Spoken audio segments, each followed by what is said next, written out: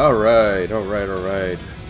Welcome everyone to Tabletop Tuesday, where we educate you fine people on tabletop gaming, or, you know, whether it's Warhammer, D&D, Pathfinder, World of Darkness, Call of Cthulhu, whatever, you know, we happen to be able to pull our brains with. A couple announcements real quick before we get into the whole shtick.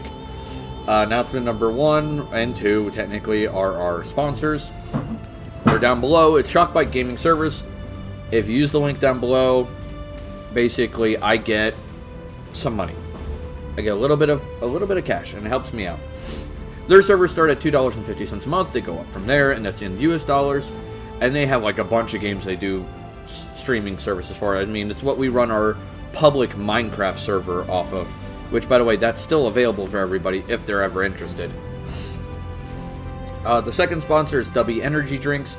The link is also down below. If you use the code RubyMadHatter, i.e. my name, you will get 10% off all your purchases. So, huzzah! And we got Rave. I do want to say welcome to the tavern, to Fearsome Beast 14 and 2x2 Ministries. Grab yourself a mug of ale, pull up a chair, have fun, and don't fireball my goddamn tavern. Announcement number 3 is our artists. If you want to check out these 2, they could, or sorry, 3. If you want to check out these 3. Ow! He got the zoomies and lost his Yeah, he got the zoomies and ran right into the desk. And my foot. Sorry, the dog has the zoomies. So there is that. If you check out those 3 artists, they could always use more commissions. And the last announcement, of course, if you check in the top... Give me a second, I've got to aim in the right direction. I'm not used to this. That way. In that top right corner up there, it says Anne's Cooking Lesson. What is that? Well, that is... Let me move that so it's a little bit more on top. There we go. If I get 20 subscribers, Anne... my wife will give a cooking lesson to all of us so we don't starve.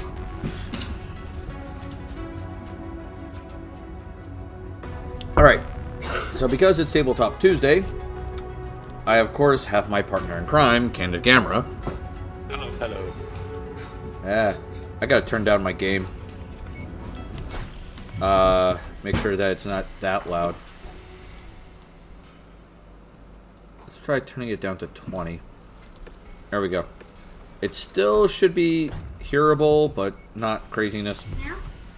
I can hear you good.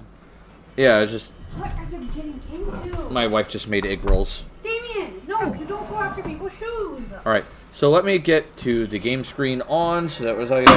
Hey, I am lurking, bro. Hey, that's A-okay. Lurking is totally acceptable here. We actually have an exclamation point lurk. That makes an announcement to everyone. Alright. By the way, what do you think of my giant robot? My robot. Oh, nice. That is my robot. At least it's not pink this time. Yeah, I know. I've repainted them since my kids got a hold of them.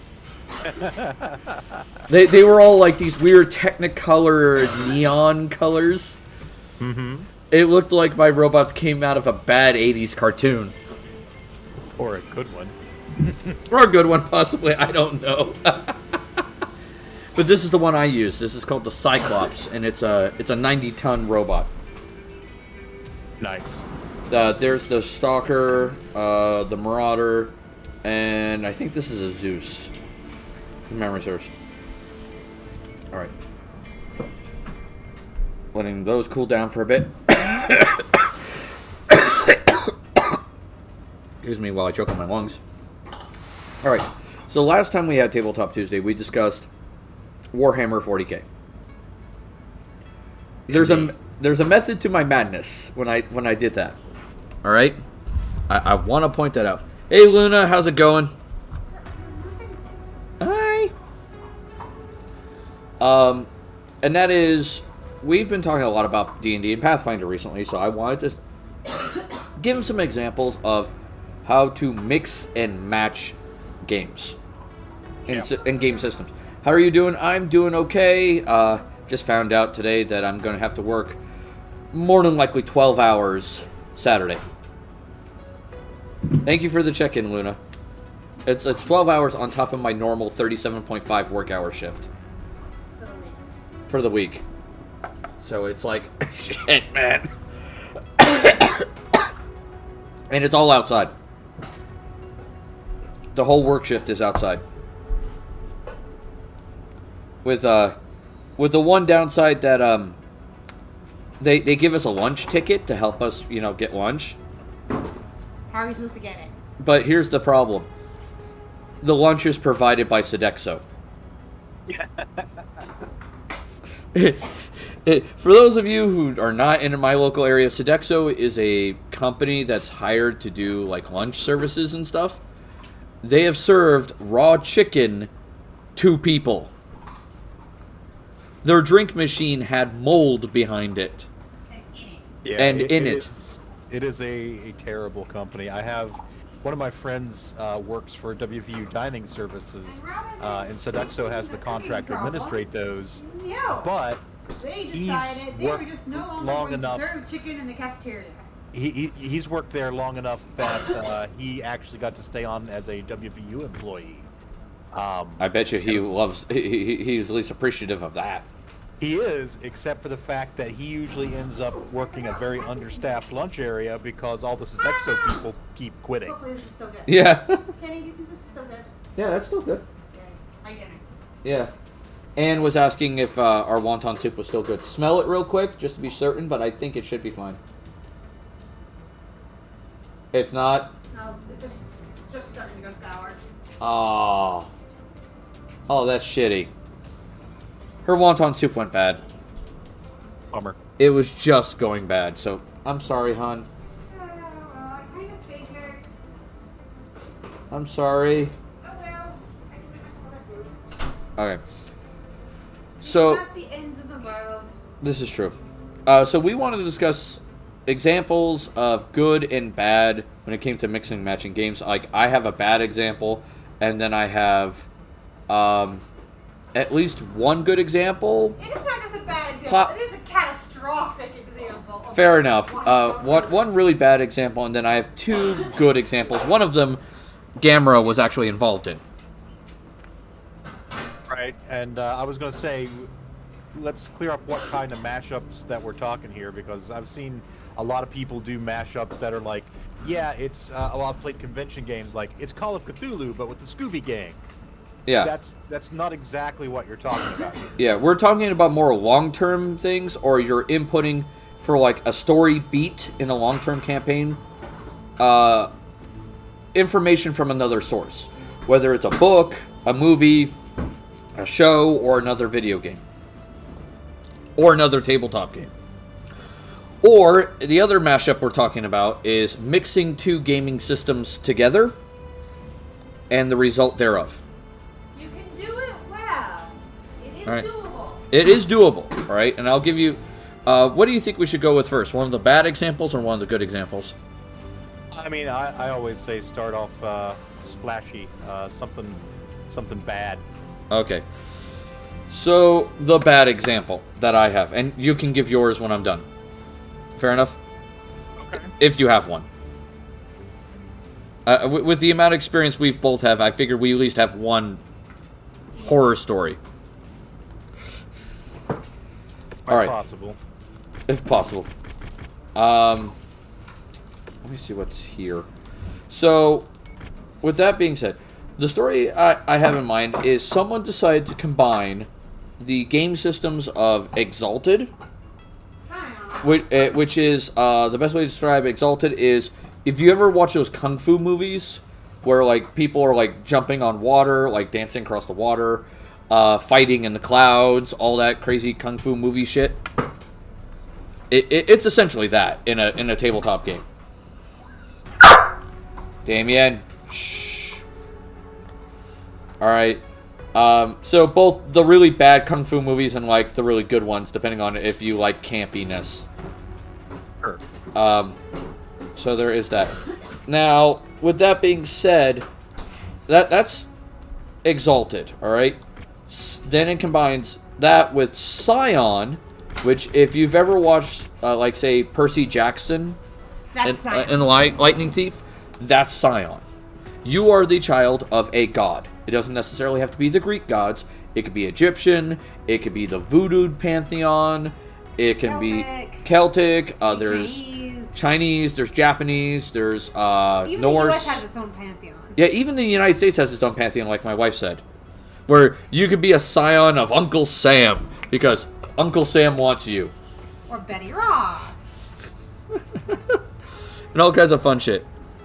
So Scion has got crazy powers and crazy die rolls. I'm not sure. Have you played Scion, Gamera?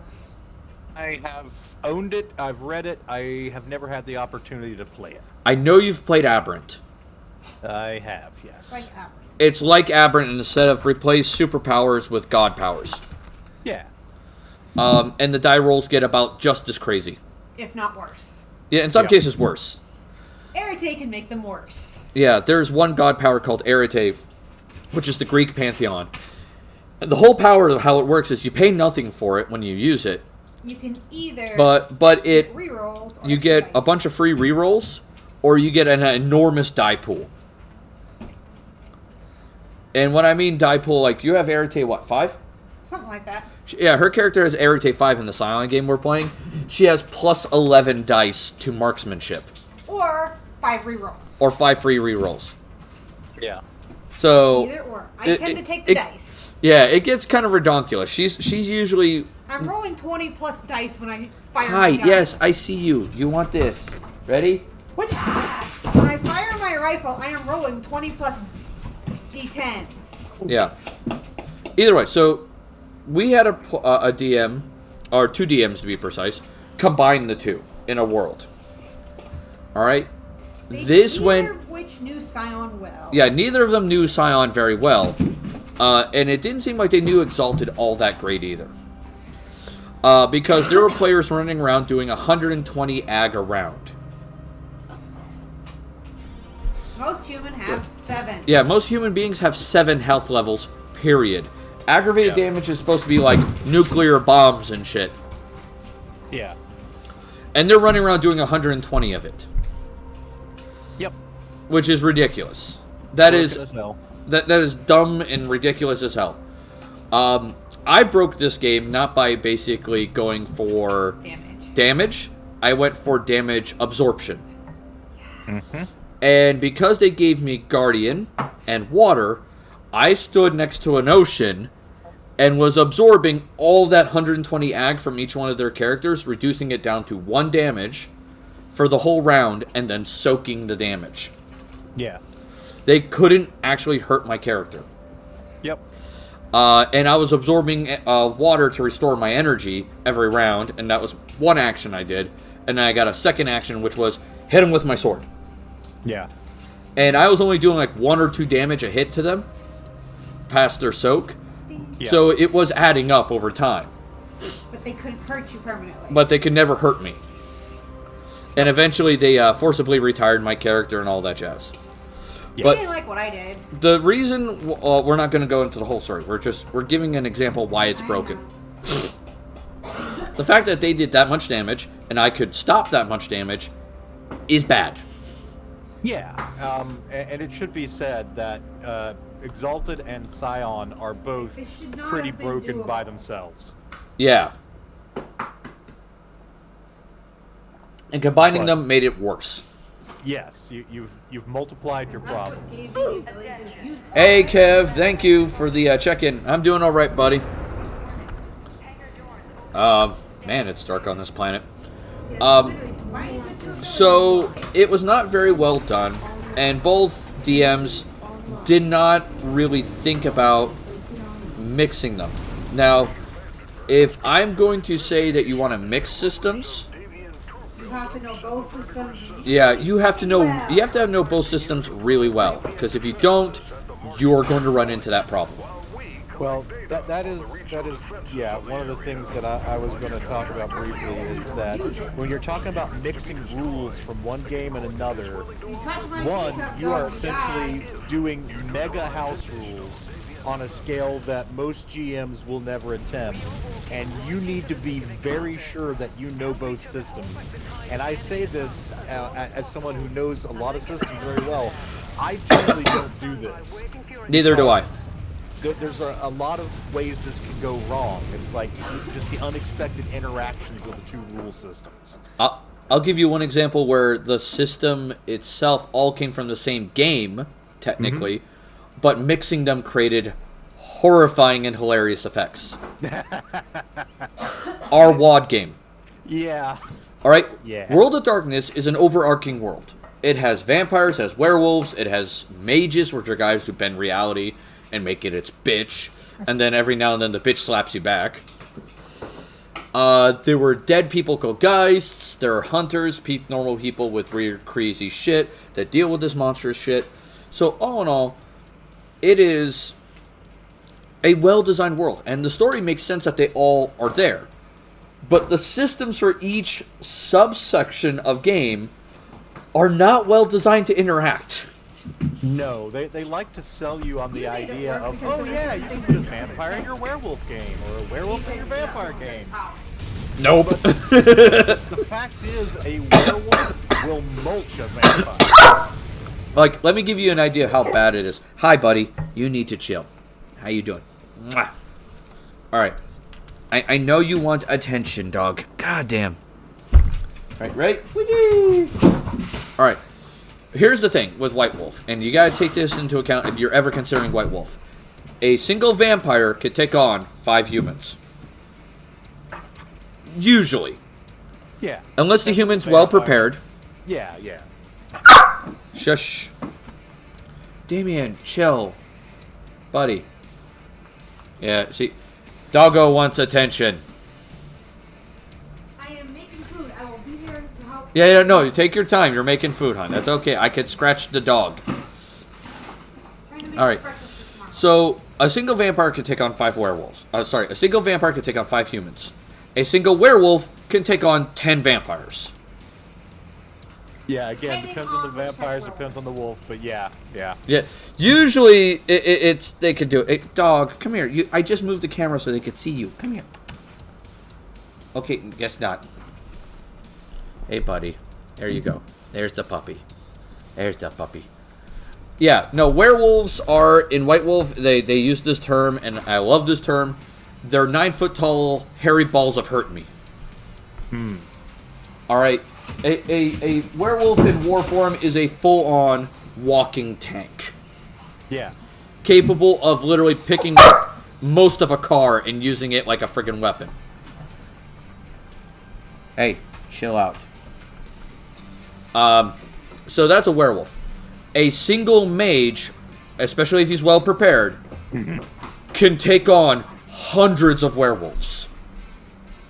The thing about mages is their versatility, and you said the right word, prepared. Like, a werewolf can tear through an entire group of mages if it gets initiative and they're not expecting it. Yeah. If the werewolves or vampires get the jump on the mages, the mages are toast. But you're not doing your job as a mage if you're not prepared. Changelings, once again, can take on werewolves fairly easily, can take on vampires fairly easily, if they know the right skills. And that's the kicker of each group. Each group can be super powerful if they do the right things. Changelings can take on mages if they're in the hedge. Yeah, no, some mages, can take on changelings. It depends on the spheres of magic they have. If they're in the hedge, though, the changelings have... No. Like, there are mage spells in WoD that literally you could just basically point at someone and teleport them to the fucking sun. Do you read about this stuff? Yeah. I read about a lot of tabletop games and things of that nature. As well as a lot of common lore and stories involving werewolves, vampires, stuff like that. Because you can pull them as inspiration for ideas in your games. That's something you can easily do. But I think I've yammered on for long enough. Gamera, do you have your wonderful negative story? Well, I mean, mine is more of a mixed story, I will say. I had a GM back in my younger days who was running Rifts, which already is kind of wonky on its power scale. It's kind of a kitchen sink setting.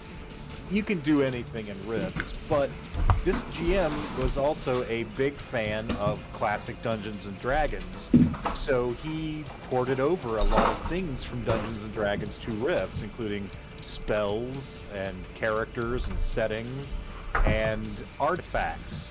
And I think you see where I'm going here. And it was a really cool, epic game, and we got to do really cool, epic things, but it was broken as hell. Oh my god. And, so, you know, as long as you weren't terribly concerned about the idea of balance, it was a fun time. And fortunately, we didn't have any players who were trying to lord it over any of the other players. So, you know, it turned out okay. But it very easily could have gone the way of your Scion Exalted game if there had been, like, intra-party hostility. Yeah. So, yeah, it was, like I said, one of the best games that I've ever played, and we've played several sequel series to it in other systems, and I've enjoyed it every time. But it was more a happy accident that we had good parties, that no one was trying to become, you know, king shit of Shit Mountain. And that's one problem you'll have with mixed games sometimes. Yes. Our WAD game was pretty good. We didn't have too many people trying to, you know, get one up on the other party members. Yeah, everybody worked fairly well together. You know, a slight asterisk for Takashi's, you know, edgelord loner. Yeah, edgelords are a thing. Thank you, Psycho Queen, for joining the tavern. Grab yourself a mug of ale, pull up a chair, have fun. Don't fireball my tavern. But honestly, Takashi was okay in that one. Just like I said, a little bit of an edgelord loner. It wasn't like the Star Wars game where he, you know, started out trying to do mind tricks on the party. Oh yeah.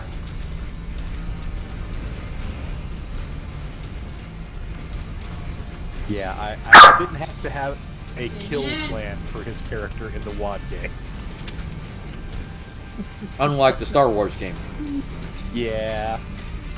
I had a couple of kill plans for him in the Star Wars game, just in case. Now, let's give some good examples. One example is I ran an aquatic game. Alright?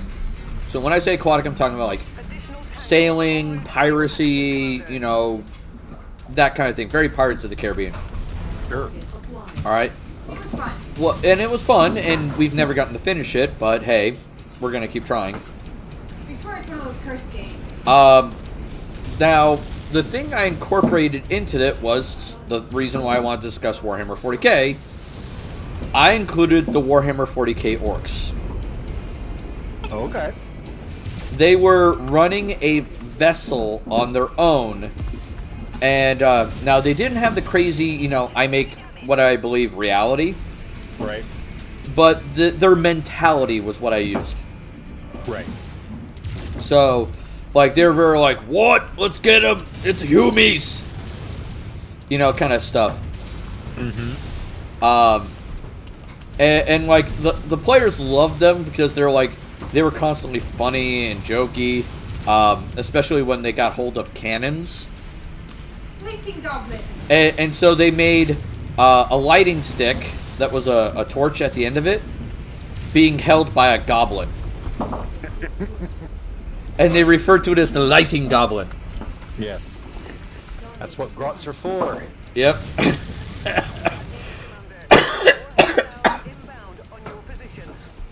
So we had fun with it. I used, when they showed up for battle, the Warhammer, what was it? Dawn of War 3 orc theme. As the example for when they showed up. And it was funny. Everybody loved it. It was hilarious. We had a blast. Now, did you keep them in the game long term, or was it more like, okay, I'm having them here for a session or two? It was a session or two. It wasn't long term. Yeah. And I think that's another good point, that, you know, when you have these little crossovers, be careful not to overstay their welcome. Yeah. Now, they did recruit one of them as their cannoneer for their ship. Okay, we need someone to recruit him. Which was funny. It was great. He's the one that explained. Hey, stop chewing on my chair, please. Thank you, Camaro28, for joining the tavern. Grab yourself a mug of ale, pull up a chair, have fun. Don't fireball my tavern. We didn't recruit him. It was join us or die. Yeah. The other one was Star Wars.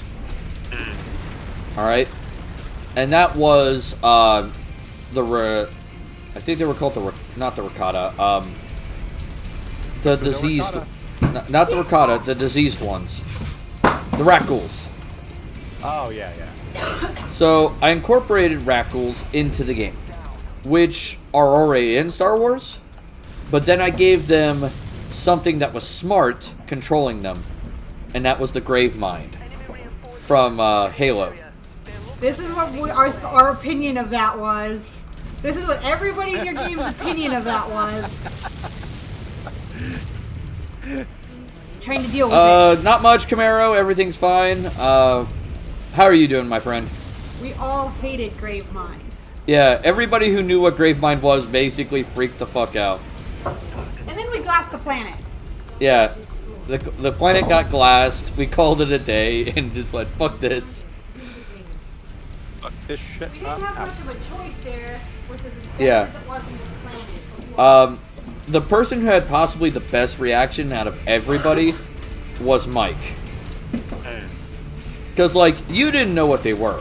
What? I was totally unfamiliar. Yeah.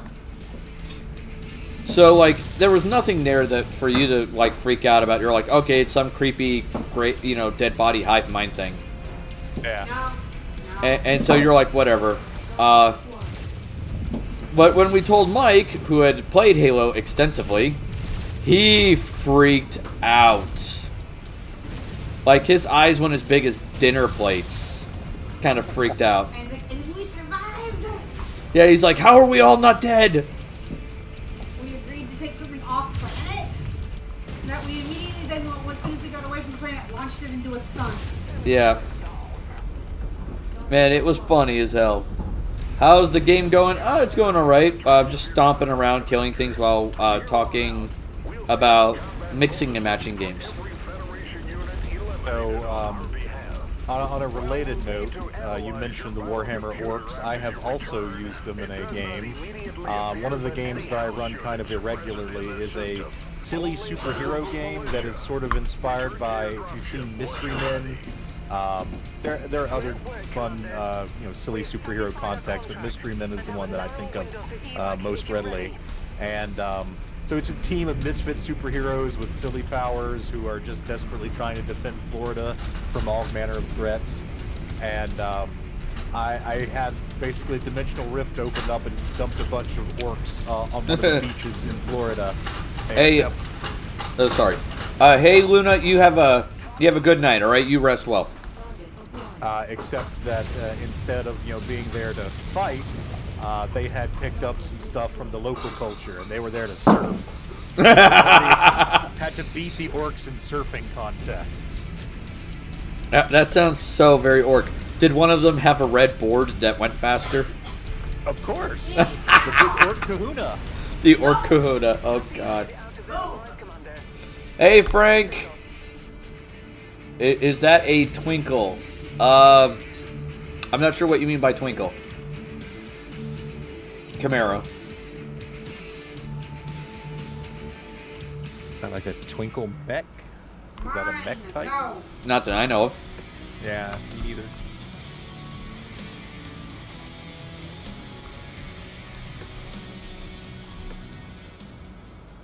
Hopefully, Frank, you're doing all right. All right. Let's heal up my mechs. Mine. Oh, I can't heal in this system. Okay. No. Can I jump back to someplace that is cheap for healing? It's out of range. Out of range. There we go. Just finished work. Twinkie. Oh, he was asking if it was a Twinkie. No, it's a egg roll. That's good. Let's be frank. I mean, it's glad to be off of work. So trust me, I get that. The name of the system is Buenos Aires. I wonder if someone's going to drop a big-ass meteor on it. Would you like to know more? Oh, yeah. Very much like to know more. Speaking of Starship Troopers, let's talk about incorporating other IPs in, because that's always fun. Yes. It looked like one. Work B-Drag, for sure. Yep. I would say Starship Troopers is definitely a good one to utilize. If you're in a sci-fi setting. Absolutely. Off my couch. There's a lot of good stuff there in Starship Troopers, and I think that brings up a good consideration. You want to do the stuff that mixes well. There should be some kind of overlap between the things that you're trying to mix, you know. If you want to drop... well, okay, I'm going to immediately correct myself. Sometimes it is fun to have a really big contrast. I will say one of the most fun games I ever had at a convention was, and you're not going to believe this, Warhammer 40k My Little Pony. Wait, Nani the fuck? That's exactly what I thought you would say. It's like, hey, let me get this straight. It was Warhammer 40k and like Rainbow Dash, My Little Pony shit, right? Picture the Imperium as you know it, except instead of the human Imperium at its center, you have Princess Celestia and all of Equestria as like Terra, as Holy Terra. Oh my god. And so, you know, you've got your Horus Heresy equivalent, I guess, is like Princess Luna, you know, turning evil or some shit. But all the normal 40k races are there, including Chaos Marine somehow. So, you know, I don't know, but it was just such a fun game, mixing and matching this absolutely saccharine sweet friendship is magic shit with fucking 40k. Like a small party of ponies are on a space Hulk with Tyranids. A small party is negotiating with the Tau over border disputes and, you know, cooperation. It was amazing, and the person who came up with it is a demented genius. Apparently. Esco Montana, you'll be lurking from the village. Make sure you do the check-in, Esco. So that way you get credit.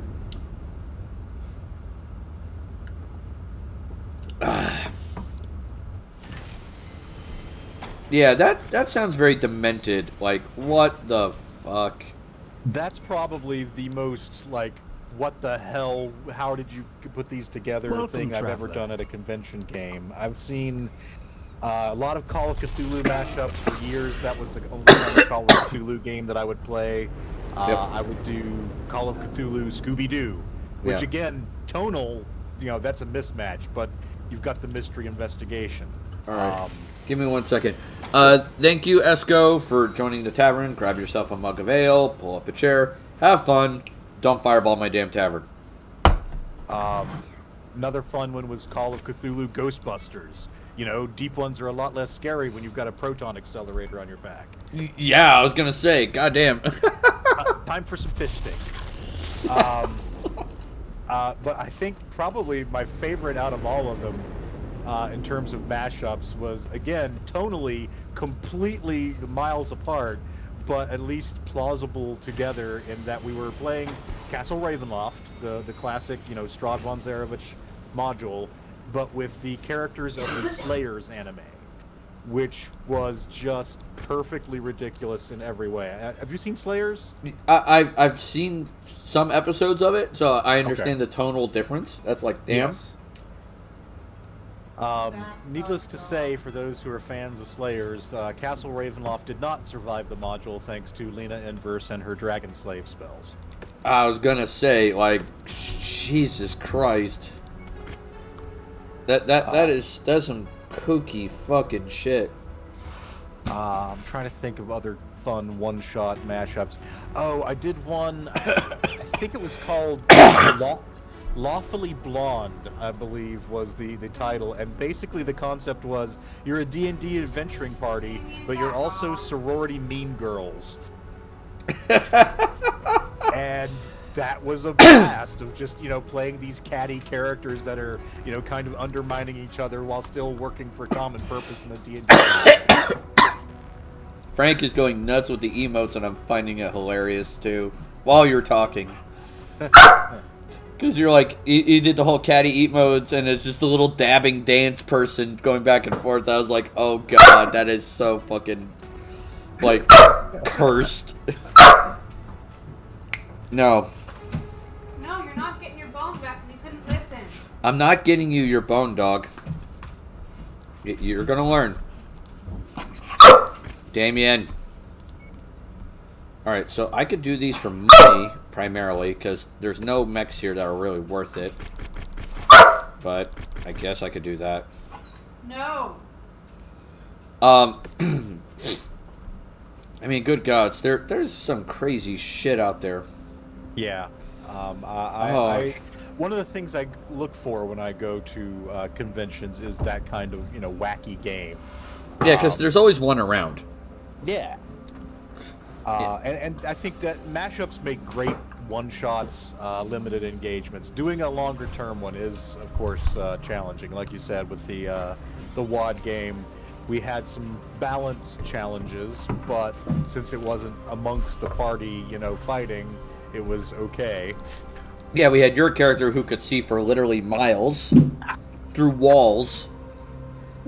Oh, I mean, that's not even the cool shit. You're not even mentioning the nuclear golf balls. Yeah, the nuclear golf ball of death. And Yeah. honestly,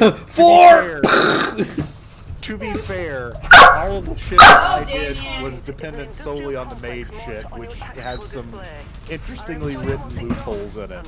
Oh, yeah. But each group had their own thing that they brought to the table. Like, the vampires are better at being social than the other groups. Yes, yes. The Fae are better at also social, but it requires more finagling. Like, the best way to describe the difference between vampire and Fae when it came to social, Fae were better at convincing people to do things, where the vampires were better at ordering people to do things. Mm-hmm. So, there is that. Oh, excuse me. Then you got Mage, who's basically, as long as you have decent preparation, you're gonna wreck someone's face. Yeah, honestly, I love, and of course we were playing New WAD for anybody who's curious. I love the New WAD interpretation of mages. I think Mage the Awakening is a very good game. My problem with most World of Darkness games is it's near the end of the world anyway, might as well not bother, but I guess you can go have an adventure, but under no circumstances can you stop the apocalypse. And you can't have fun. Yeah, it's very, I mean, it's like everybody's a grimdark edgelord emo kid. And that has never been my aesthetic. I am not an emo, angst-driven RPer. I'm an emo kid, not conforming as can be. Come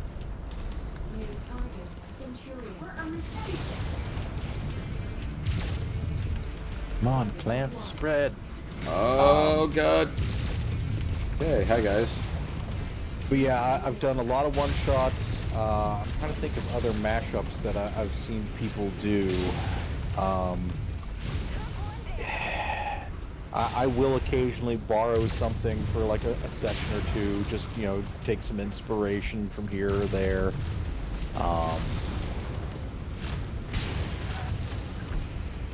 I think it's also fun to mash up a little bit with like maybe your own previous games. That's a way you could do it. That's a good one. Yeah, I agree with that.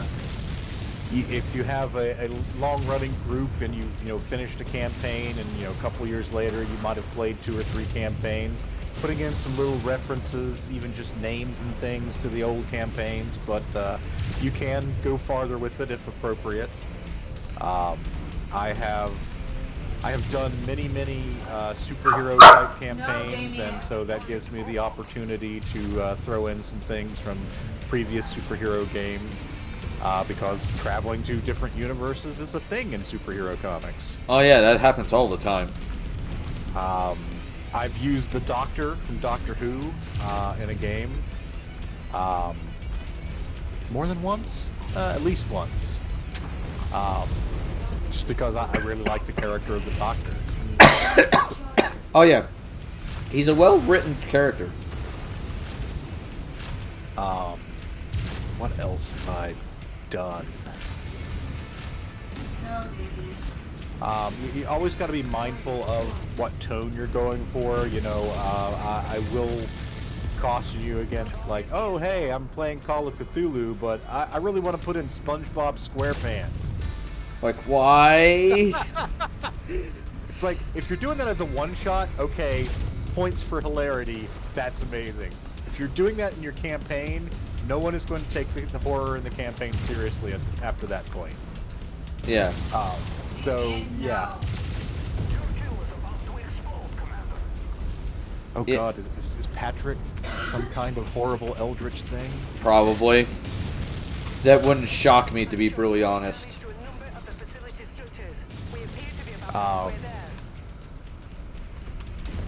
Trying to think of other kinds of mashups I've done. Little different, but I think I've talked about this in previous sessions we've had.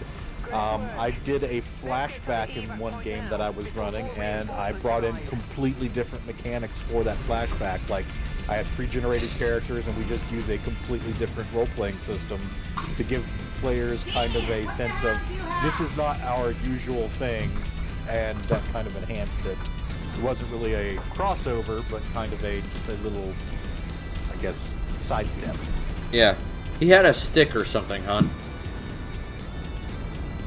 Hi.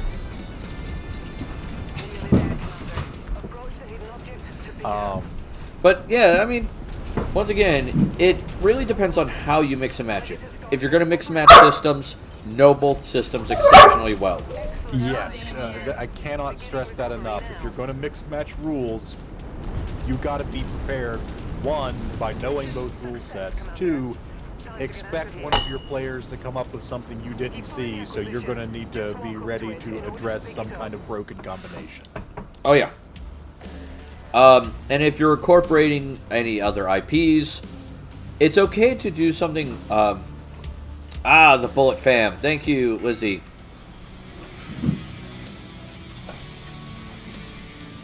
Bullet Fam.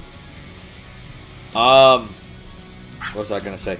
Yeah, if you're gonna incorporate other IPs, it's okay to just like pull it slightly, but try to avoid wholesale ripoff.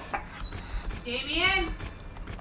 Right, I mean, pulling in stuff from other IPs has advantages and disadvantages. You have the advantage of, hey, my players might recognize this and thus experience true oh shit moments of terror as they realize the grave mine from Halo is what they're up against.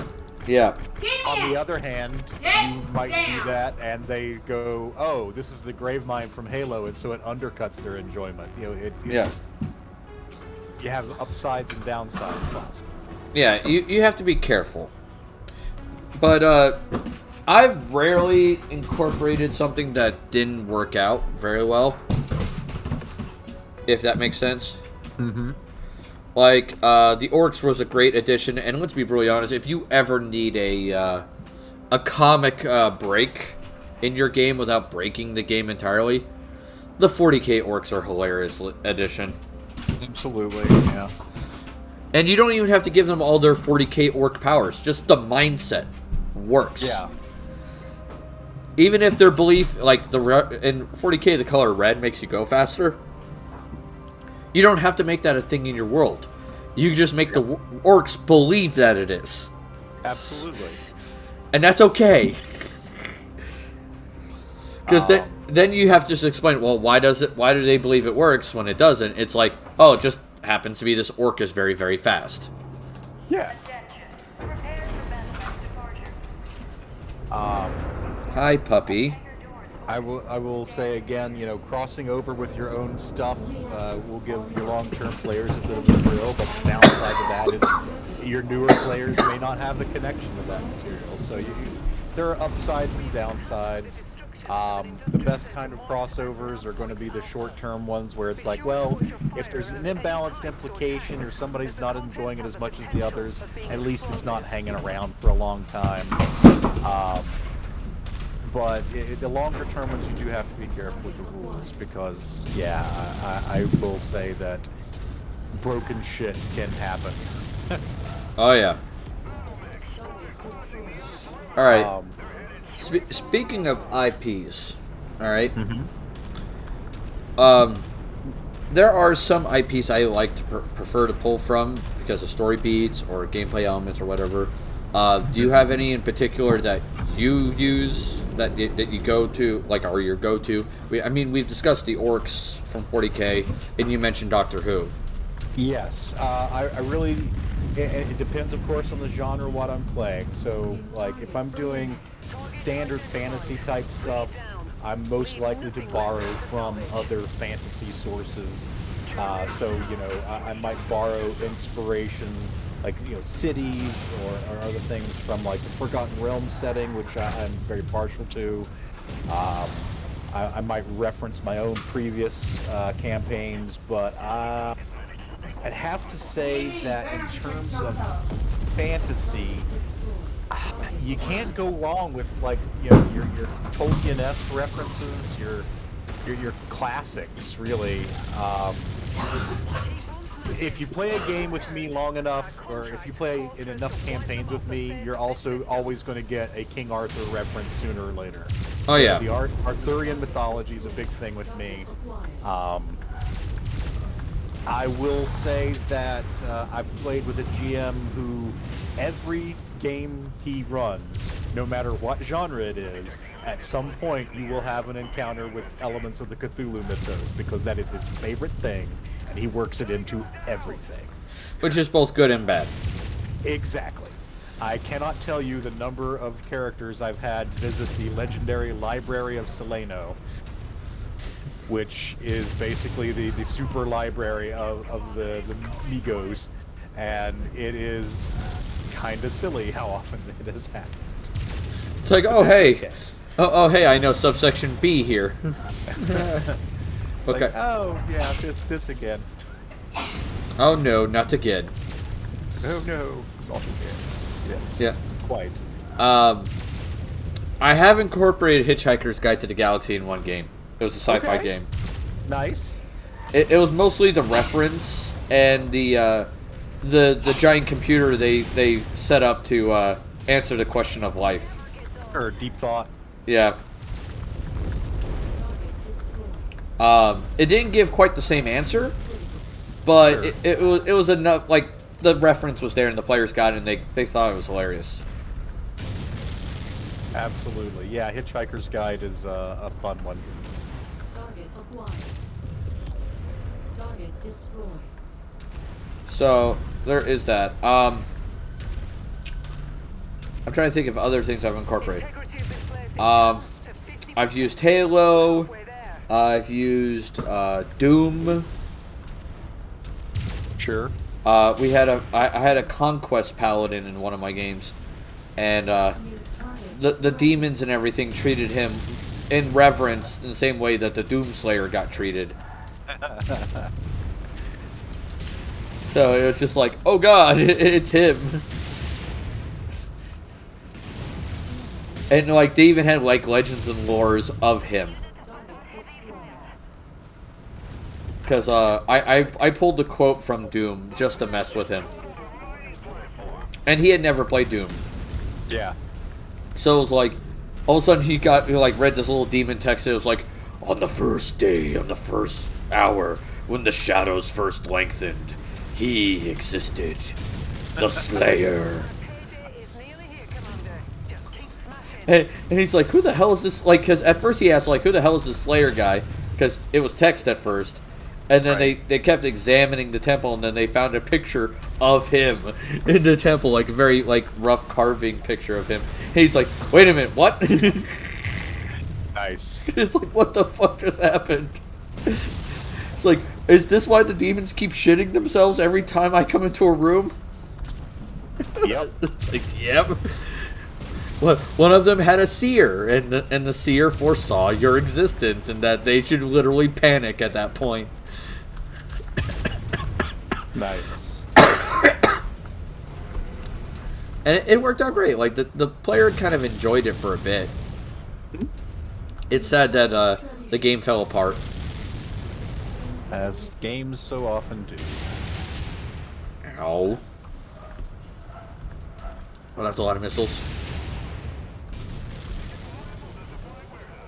I'm trying to think what else I might incorporate. Yeah, I mean, with superhero games, it's really easy just because of how versatile the genre is. Oh, yeah. It's essentially a super genre of everything else. So I will often reference like DC or Marvel stuff, just because, yeah, multiverses are a thing, man. They popped in from a nearby universe. Yeah, we're stopping in for a chat.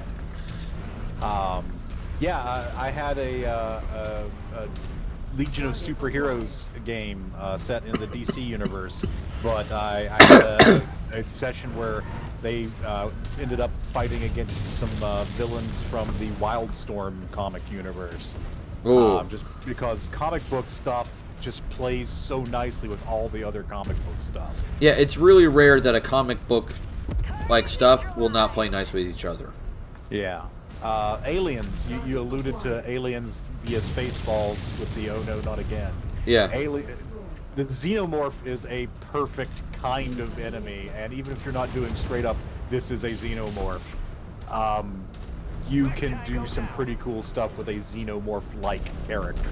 You know that there is a Xenomorph-like monster in Pathfinder. Yes. Yeah. There's the Hive. So there's that. You could also do, speaking of Xenomorphs and things of that nature, you could also do the Predator. Yes.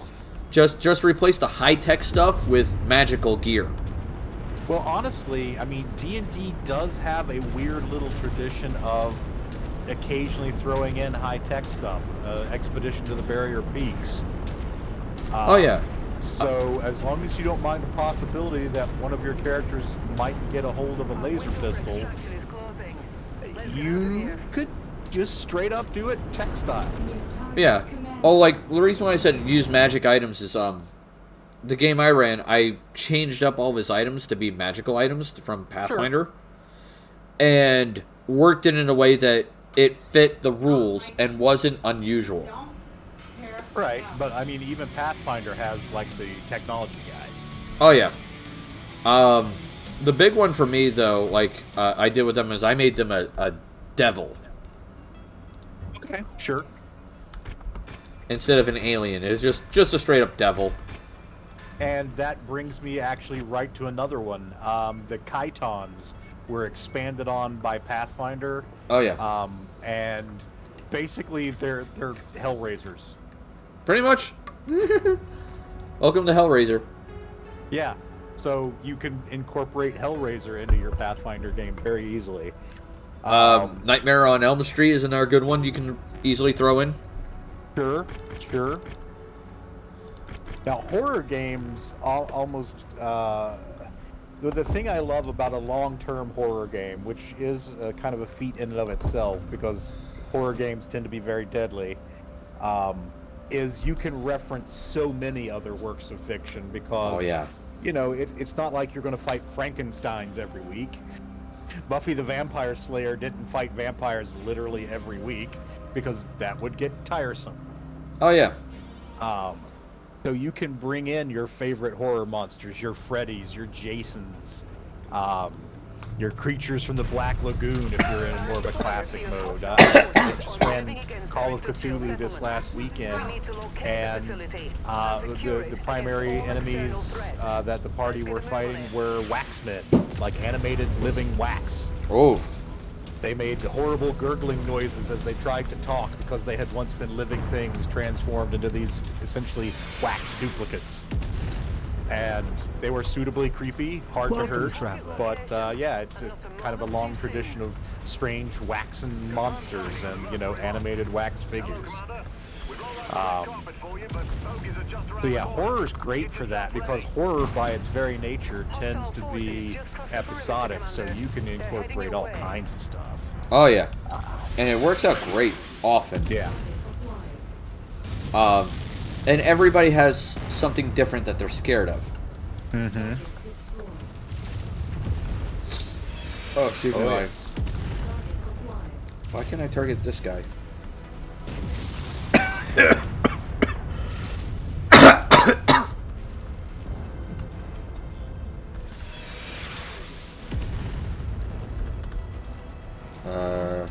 While we're talking, I'm working on MC Eternal, which brings me back to the point we discussed about be careful, some things when you mix and match them might be broken.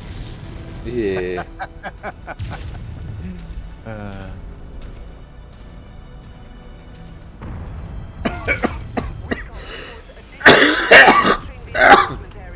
Oh, excuse me.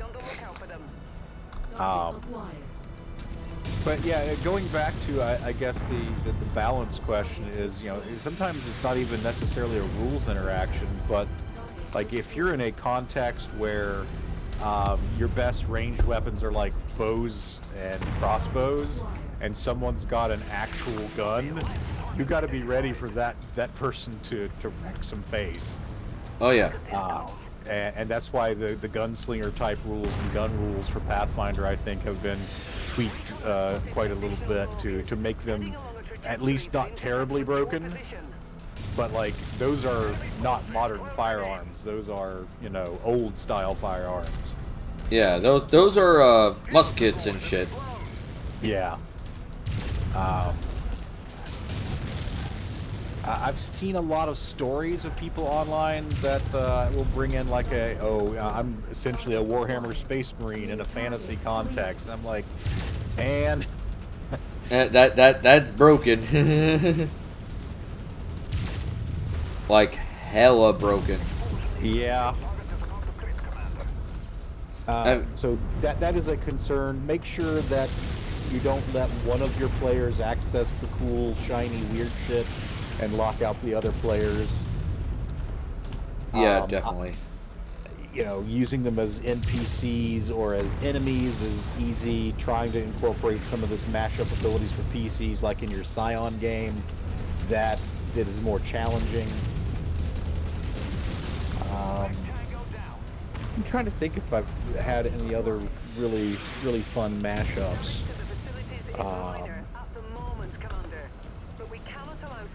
Like I said, usually I'll do one session wonders, and they'll show up, they'll do their thing.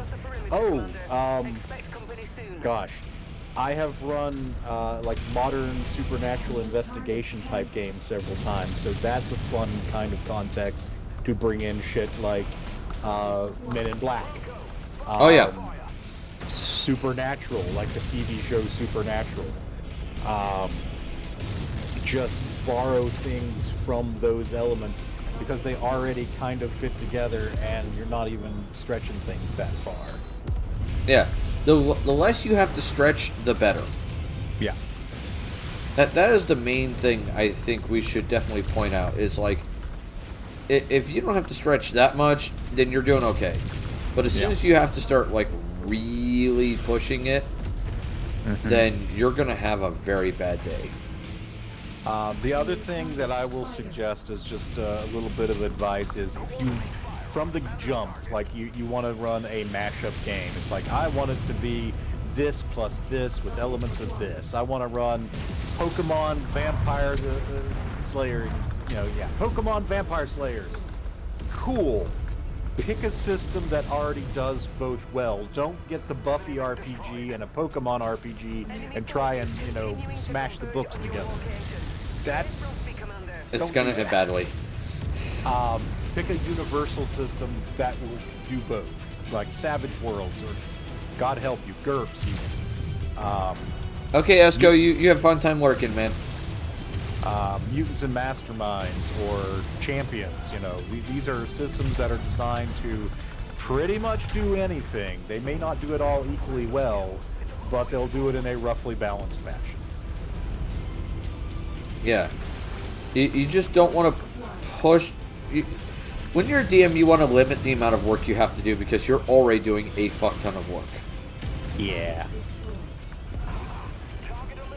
And that's a big thing.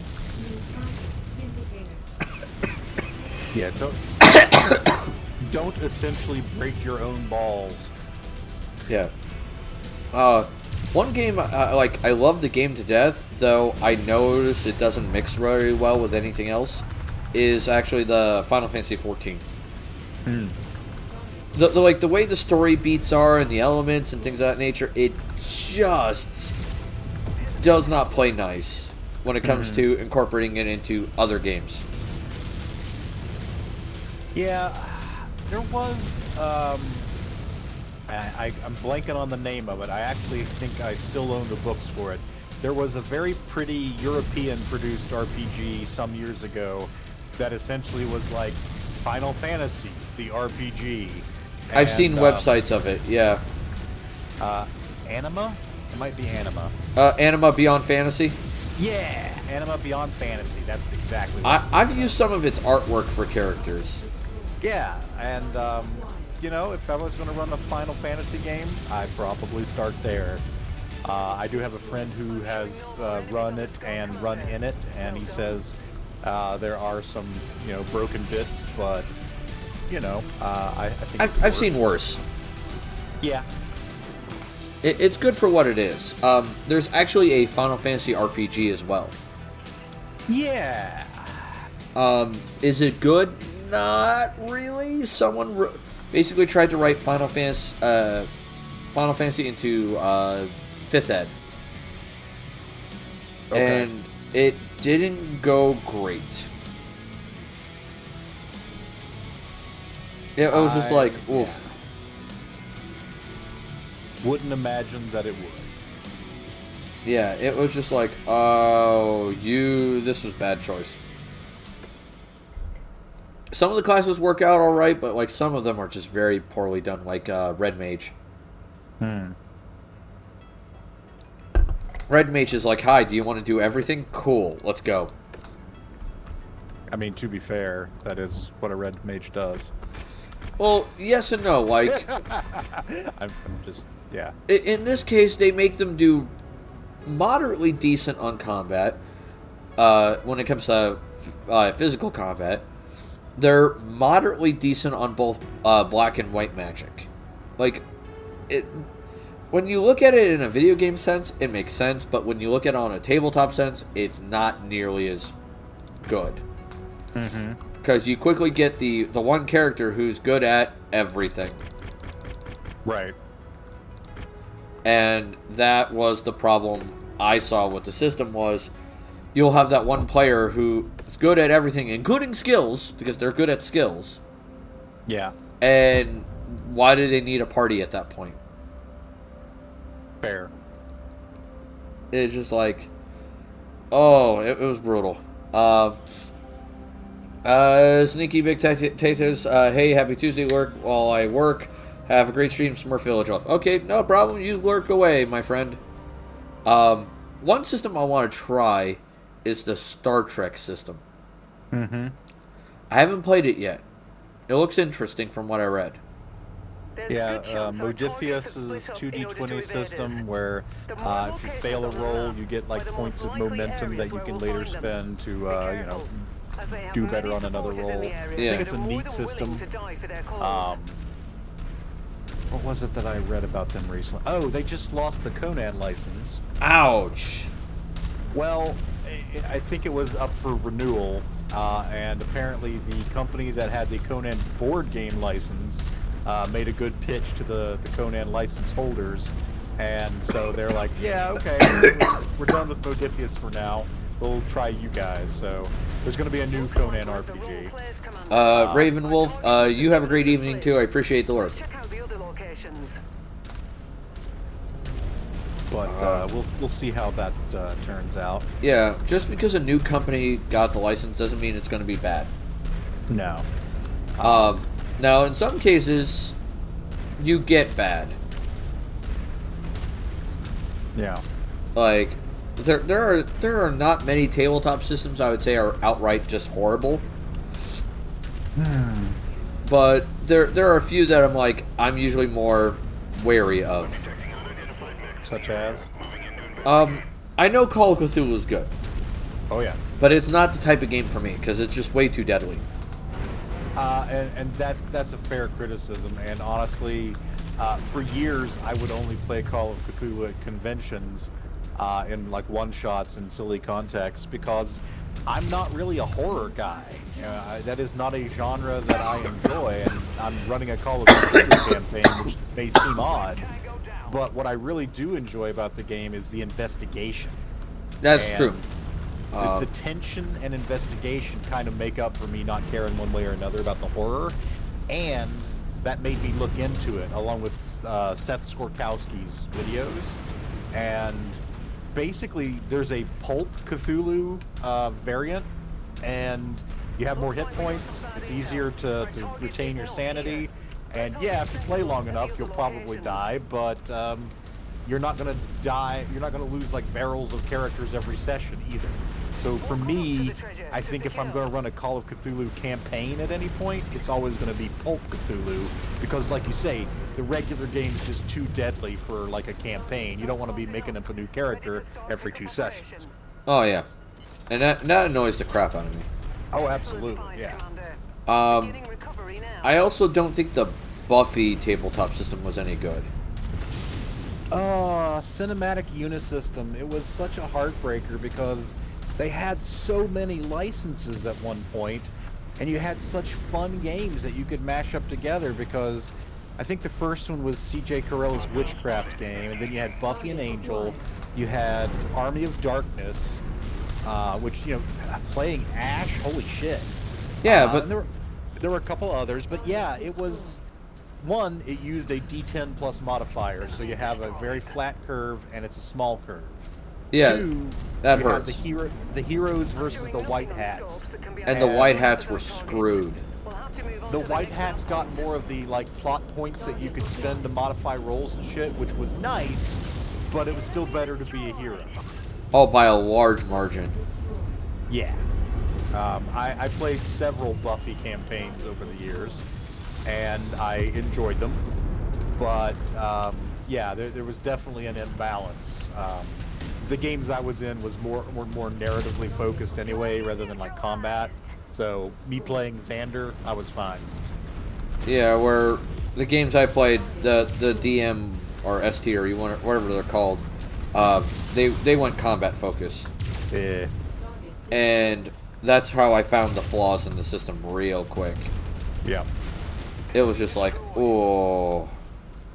Well, and I think that's a good point. Some systems are flawed, and some systems are just playing to things that you don't enjoy. So, like, Call of Cthulhu, I think, is a very strong system, but it does lean towards a deadliness that a lot of people don't enjoy. Yeah, where there's another game that's similar to Call of Cthulhu, but the system is bad, in my opinion. Okay. And that's Paranoia. Bring a stack of characters. You will go through them. Oh, Paranoia. Bring a stack of 50 characters. You will go through every fucking one of them in one day. I think this is more a case of the system is good at doing something you don't want it to do. And here's why.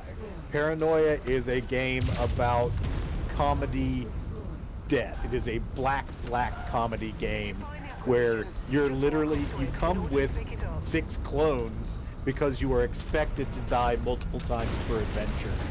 And that's part of the comedy. And if you don't like that joke, then yes, Paranoia is not for you. It's not that the system's bad. It's just good at doing something that a lot of people don't enjoy. I knew Lord, my wife, oh god, bought me PDFs of this game. Oh no. Of Paranoia? Or Of Paranoia, Call of Cthulhu, or the game I'm currently playing. Target acquired. Target destroyed. Target destroyed. Oh, Oh, BattleTech. Okay. BattleTech, I will say, is both good and bad.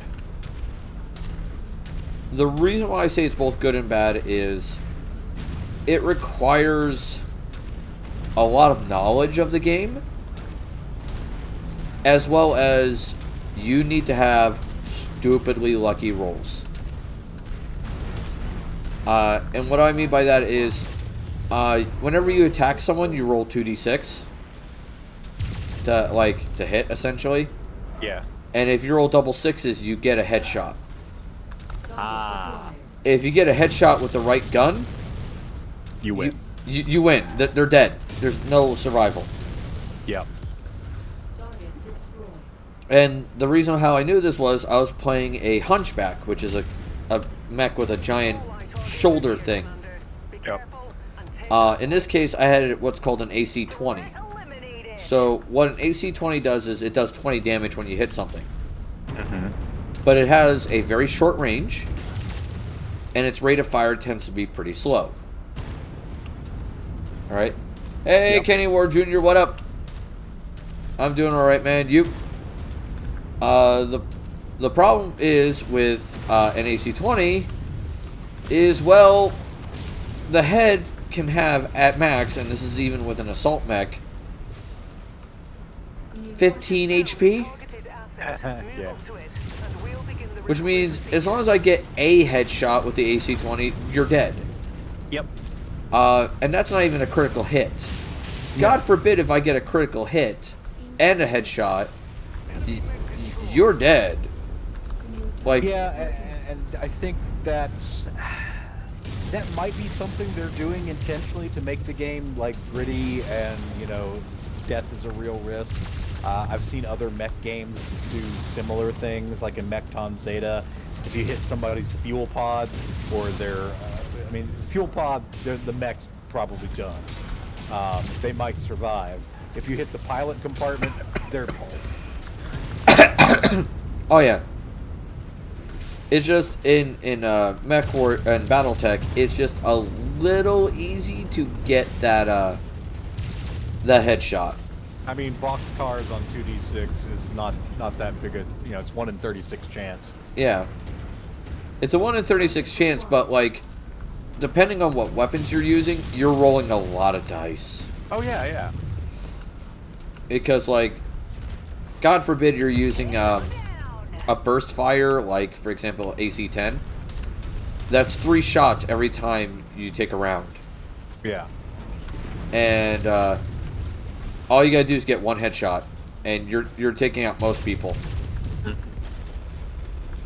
I'll probably get BattleTech miniature boxes this weekend. That's cool as hell, dude. You'll have to let me know which ones you get. And or Vampire the Masquerade Rivals. Neat. That's neat. Speaking of some tabletop games that have been turned into video games, we got Vampire now that's been a video game. Yep, couple times. A couple times. We had Bloodlines, which is the big one a lot of people know. But now there's a new one, which is a PvP game. I'm trying to remember what it's called. Give me a second. Vampire the Masquerade. Blood Hunt. It's called Blood Hunt. And so you play as one of the vampires. You're in a combat zone, and you have to like hunt down other vampires who are the other players. And the clan you pick is what basically loadout you have. Target acquired. Alright. It's kind of interesting, Yeah. though it is strictly PvP, so I'm not like into it. Right. But it's interesting to watch. Yep. Then there's D&D that's had multiple games that have been done for it. Like I've lost track how many. Yeah. It's frequent. Pathfinder has 2 now. And rumor has it they're working on a 3rd. Nice. So there's that. Acquired. The big one I would love to see them do is Rise of the Rune Lords. Yeah, I keep hearing good things about that one. Yeah, Rise of the Rune Lords is really good. It's a good story, has a good kind of beat to it. Has a little bit of investigation in it, a little bit of ghost hunting, a lot of combat. That is the rumor, Ein. is they're supposed to be working on it. No one has confirmed it.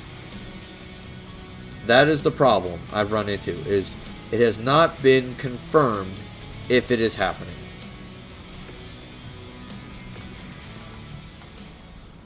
So, I'm hoping and praying they're doing it, because that would be awesome as shit. Especially if it's the same company that did Kingmaker and Wrath of the Righteous. Because those were both really good. What are fun games that would I recommend to people? Especially if they want to get ideas for their tabletop game. Okay, we just played this yesterday. But I think Broforce could be entertaining for a modern day thing. Yeah. Just like a little silly one shot, one off. Like, we'll just do, bro. Yeah. That could just be funny as all get out. There are games that have at least similar vibes, but you could do it with pretty much anything and just bro it up. Yep. Dragon Age Origins can fit most D&D games or Pathfinder games easily. And even has its own RPG, though I think it's out of print now. Yep. Final Fantasy XIV, like I said, it's got some interesting elements. If I was going to pull anything from it, I would probably say some of the equipment. Okay. Not just its looks, but also function. Like the Gunblade, for instance. I could see the Gunblade working. You hurt me. I hurt you? I hate the Gunblades. Yeah.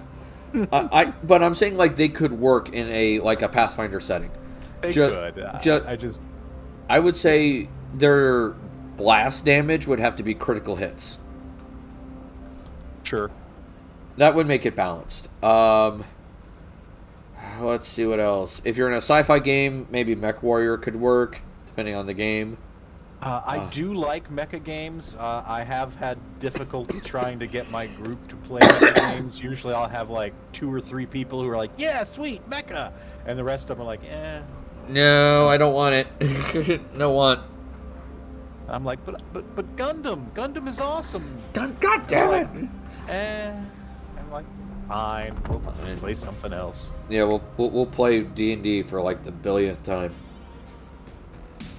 Man, I don't know. It'll be a while before I play D&D again, I think. As much as I'm enjoying the 5th edition game I'm in, and I've burned out on fantasy stuff, so I'm very happy that I'm running a sci-fi game and a Call of Cthulhu game. Speaking of D&D, by the way, you heard about what's going on with the monetization shit? I heard that they're trying to plan for more monetization. That Hasbro said we can make more money on this, and what I would say to any Hasbro people who happen to hear this, don't fuck up like you did in 4th edition. You thought you knew what the gaming community wanted and would tolerate, and you lost your lead. Yeah, you thought wrong. Because, if D&D goes all microtransaction bullshit or constant subscription service bullshit, that has already shown itself to not be a winner.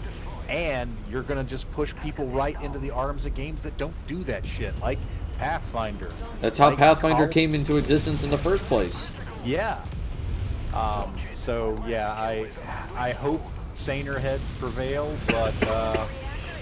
I mean, if not, I'm sure there will be ways to play D&D without it. I imagine the only way they're going to monetize that is by trying to co-opt the online gaming space, and I feel bad for people who are stuck playing in an online context only.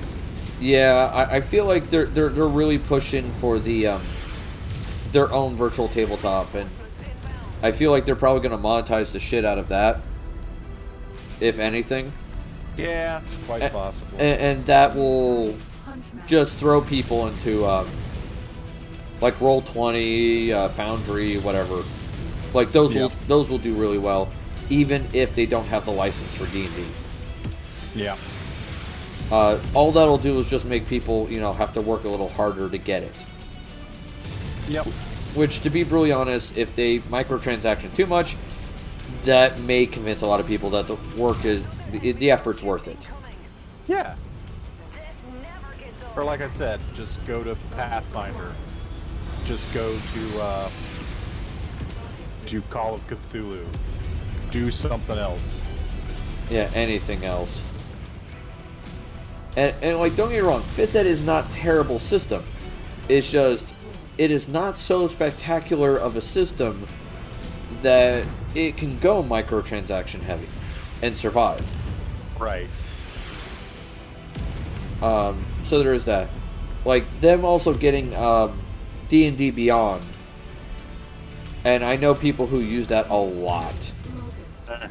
And that could be the end of their characters. Yeah.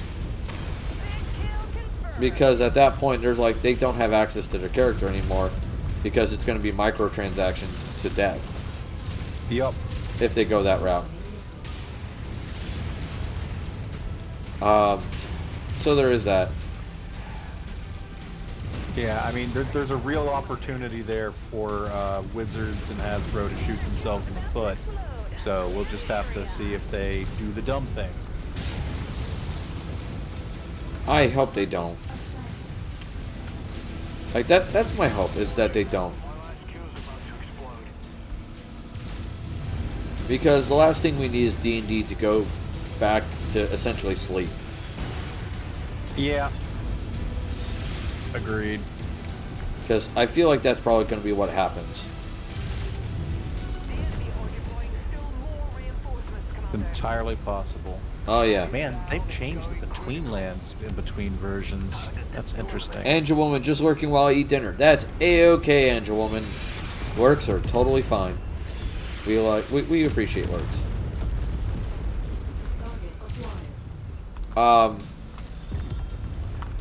See, any other games that stand out to me?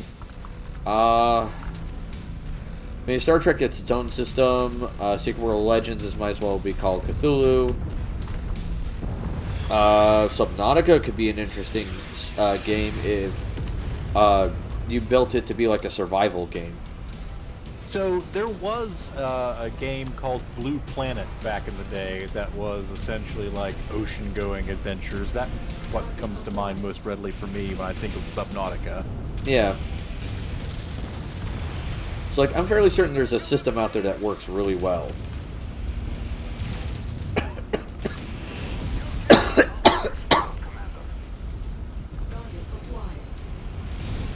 Oh, that's a big guy.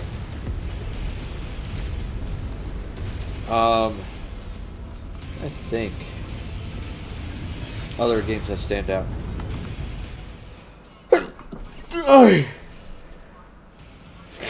Oh, damn, that hurt. I sneezed. Oh. I mean, you got any games off of your top of your head that you would say could make a decent tabletop game? Like video games specifically? Yeah, it could be video games. Good question. I have often seen people try to do Pokemon. I've seen that like so much. a TTRPG context. So it's usually like little hacks that people have put together, which, that's fine. But I think there is the potential for like a legit, officially licensed Pokemon RPG. And honestly, we may get to that point. But that would be the first one that comes to mind, like the big franchise. The thing about a lot of video games and adapting them to RPGs is a lot of video games are protagonist focused, and by that I mean single protagonist focused. And Right. you'll have players that come from a context of, well, I was playing Elder Scrolls Oblivion, and mine are the only desires that matter. And they go into a D&D campaign, and they're just like all main character syndrome. So you have to be careful with some franchises like Halo. I think you could adapt the setting, but Master Chief there's only one Master Chief. Yeah. You know, so you have to be careful with that because yeah, you're not gonna have 15 Master Chiefs. So either nobody can be Master Chief, or you're getting rid of one of the biggest things in the setting potentially. Yeah. So. Now you can incorporate, I'd say, the Covenant and the Flood as enemies. Yeah. Target destroyed. I mean, it's just basically, hey, look, alien amalgamation race that does shit. Congrats. Mm-hmm. That's the Covenant. Oh, with a religious tint to it. And you know, that's totally fine. I'm trying to think what else is big. I mean, I guess you could do Mass Effect. sure. And based on some recent news that has come out from the Game Awards, I was thinking about Hades. You can't obviously have everybody be Zagreus, but Hades is a great game, and you might be able to use that setting and mythology to do something really fun. Yeah, same with God of War. Yeah. Yeah.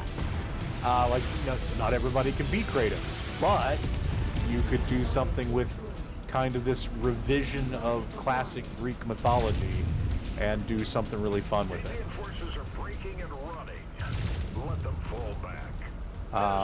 What else might be good, you know, things to borrow from in terms of video games?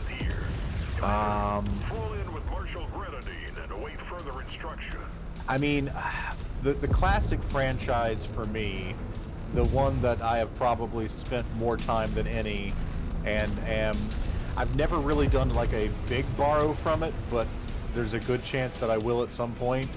Castlevania. Oh, yeah, that's a good one. Just because I love it, I love it, I love it. Just amazing show, amazing games. Yeah. Love me some Castlevania. Especially with some of the things you could pull with Dracula. Yeah. Because he's got so much story in Castlevania, it's craziness. Yep. And that works out beautifully. Let me think. I'm trying to think of other games. If you want, I was gonna say, if you want like large scale wars, Sure. the Total War series or Civilization are good to get an idea of how civilizations act in war.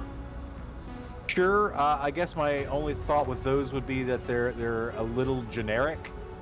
Like Civilization is essentially just our world and our real world civilizations. Yeah, it's just So- I would use it as like a reference point to understand how big empires deal with war, That's fair. and that the party is not going to be wafting into mass combat. They're better as like a strike team. Yep. So there's that. The story from Destiny 2 could also work in a sci-fi setting fairly well. Where you have the light and you have to face all kinds of mean, nasty things. Mm-hmm. So that could work as well. Oof, let me think. I'd say, how about overall, what are like your top 5 just games, period? What would you say? Well, I would say that Castlevania is Symphony of the Night specifically, is my most played, most liked game of all time. Hey, AP! Welcome. We haven't seen you for a while. Hopefully work's not eating you too badly. So, okay, so Castlevania is your number 1. Yeah, Symphony of the Night specifically, but just generally Castlevania. I was actually talking with someone on Twitter about this who was talking about favorite games, and she was like doing a Twitter Ask Me Anything that related to video games, and there was a list of questions, and she's like, my answer to most of these is going to be Chrono Trigger, which Chrono Trigger is an excellent answer to those questions. Oh, yeah. That is one of my favorite SNES era RPGs. I do like Final Fantasy, the earlier ones specifically. I'm not really a more recent Final Fantasy player, but I love like 4, 5, and 6. Those are good ones. How about this? What is the one game that you really like, but never really made mainstream? Oh, like, the more obscure games that I enjoy? I wouldn't say obscure, just like it was popular, but it was not like what's the word I'm looking for? Not overly popular, if that makes sense. Like, I'll give you a couple examples. There are 2 games in particular that make that list for me, and they're in my top 5. Okay. That is Xenogears Okay. and Legend of Dragoon. Sure, yeah.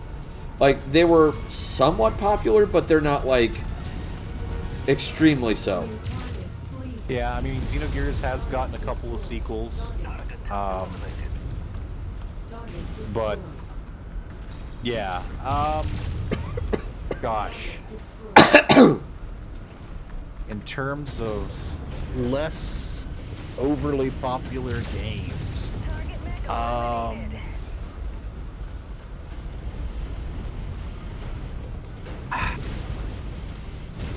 guess it depends on the threshold. I really enjoy. I like fighting games. I like side-scrolling beat 'em ups. I like puzzle games. I like strategy games. What is one of? Sorry, you've stymied me. Most of the stuff that I play, I tend to think of as either pretty popular or totally obscure, not that sweet spot in the middle.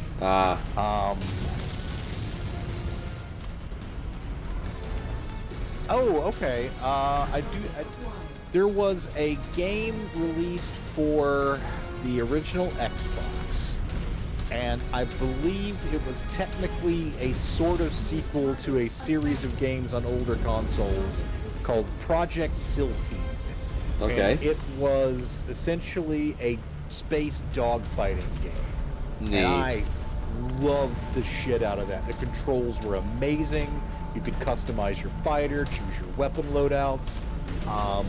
And it was popular enough to get like a Xbox, like, I forget what Xbox is like, we're reissuing this because it sold so well. But it wasn't like one that I ever heard anybody else talking about. Neat. So yeah, Project Sylphid I really freaking loved and highly enjoyed. Trying to think if there's anything else that's kind of in that sweet spot. I've been playing a lot of like Vampire Survivors, which is reasonably popular with like streamers and stuff, but I don't know how real world popular it is. I know you're a Smash fan. Oh yes, I've played every version of Smash Brothers. Oh yeah. What else? I'd just say, just in general, what games like hit you. I know you. We both play Command and Conquer. Yeah, I mean, I like RTSs in terms of those. Command and Conquer is one of my favorites. I do also like StarCraft. I am less keen on Warcraft, but I think that's just because it sort of dropped off for me after a while. That's fair. I'd say that's fair. Target neutralized. What?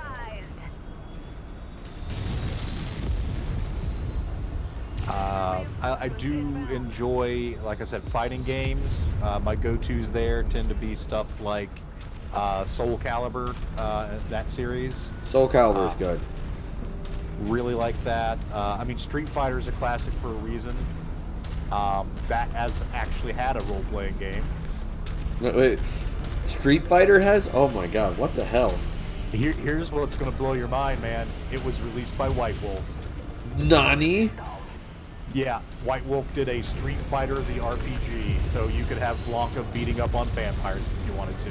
Oh my god, that's fucked up.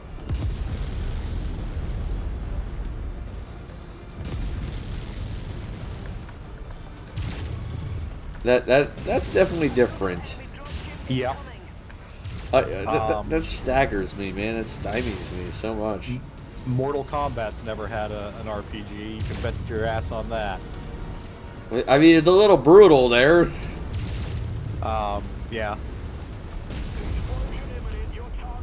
Trying to think if there's, let's see, other than fighting games, RTSs, then of course there are the more, sedate 4X games.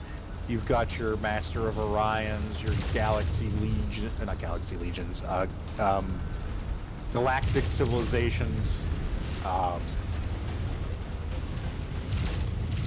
and Stellaris, Sins of the Solar Empire. Those games tend not to have a strong setting identity, so they don't tend to be, in my mind, as candidates for adaptation to, like, RPGs. I could see Sins more than Stellaris. Yeah. Because there is fair. a story there. It's not in the gameplay that much, but they Right. do talk about it. Yeah. So I could see that. I see more of like Stellaris being a good backdrop, like building a galaxy with Stellaris, and then having the players play through it as like the people on the ground. Yeah. But I don't think I that's definitely understand that. Yeah. yeah. But I don't feel like that's as needed as a Stellaris thing as just a generic sci-fi world. Yep. I'd agree. So there is that. There are definitely story elements and beats from, like, say, Xenogears and Legend of Dragoon, though, that would make good RPGs. Or at least RPG moments. Yeah. I have talked with people about Xenogears. I don't know Legend of Dragoon as well. New target Thunderbolt.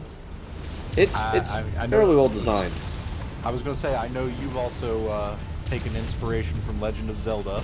Oh, yeah. On several occasions. Yeah. That makes a good story element, especially some bosses. Yeah. So there is that. Let me think.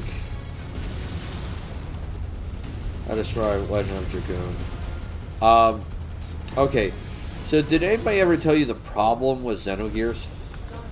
No. The main problem it had? It was rushed at the end. Okay. Like, the last CD is just... It ruins everything else the game had did. Huh. And it's because, like, there's no open world, there's no exploration, it's just, you're being forced down an, essentially the equivalent of a narrow hallway, doing story beats. Mm-hmm. And grinding really isn't much of a thing at that point. You've essentially hit the point of no return. Right. But the game itself was decently well. The only other problem I've had with Xenogears is music. The music's great in Xenogears, but there's only, I think there's like 70 tracks. Okay. And for a video game, that's like very few. Because if you think about it this way, Final Fantasy VII had 160 tracks. Okay. Which is like just different songs they played. Right, and some of them are variations on the same song, I imagine. Yeah. Not all full distinct, but enough to make you sound different here. Yeah, where, like I said, Xenogears only had 70, and Legend of Dragoon had, I think, also 70. So they also had a music problem. There is that. The biggest problem Legend of Dragoon had was translation. They did not. They had one guy do all the translating for Legend of Dragoon. Okay. One. Yeah, that seems like a lot of work for one guy. Yeah, he has made. They did a documentary on it, and he's like, It was just, oh my god, it was craziness.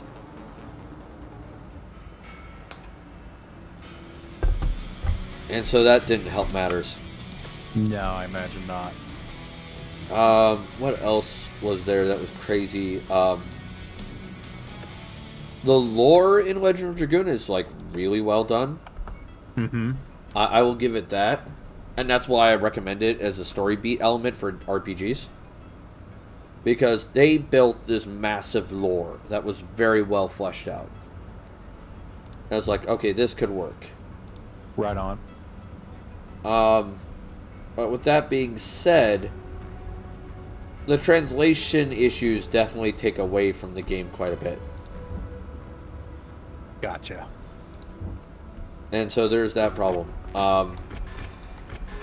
If I was to ever do a remake of either of those games, I would basically fix the last disc of Xenogears. Just rewrite it entirely. Mm-hmm. I would also try to get all the characters voice acted. Because in the cutscenes they have voices, but everywhere else they don't. Gotcha. And in modern day, you could do voices through the entire game. Yeah. So that could easily be done. Other than that, there might be a couple of characters I would remove from the game because they didn't really have much of a story reason to be player characters. Like, they have their little one-shot moment where you can fight as them, but after that, like, they are pointless. Gotcha. So there's that, and that's for Xenogears. For Legend of Dragoon, I would rewrite the combat system for the bow user. Because way Legend of Dragoon works is you pick your attack method and out of combat, and when you go to make your attack, you have to do a button combo. Okay. To finish your attack, and it's like it's a timer base. So you see this box moving into another box, kind of slightly spinning, and when the two boxes touch, you have to hit the X button to continue the combo. The bow user in the game doesn't have that. Okay. Oh, Thetis is here. He's been secretly lurking. He's being a sneaky boy. Thetis is sneaky.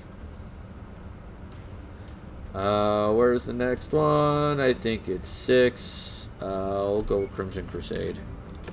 Where's your system? Oh, that's a ways up there. Alright, so that way. Sometimes.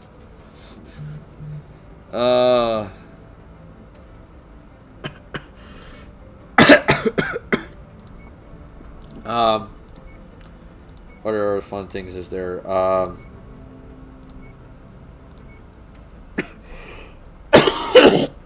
excuse me. Sitting here chucking on my lungs. I'm done with everything for the semester except one. I'm guessing that's exam that I can't do until Sunday.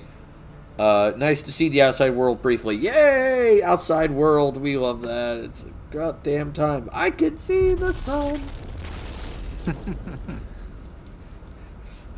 Or as some people in the military would put it, here comes the sun. Fucking oh no.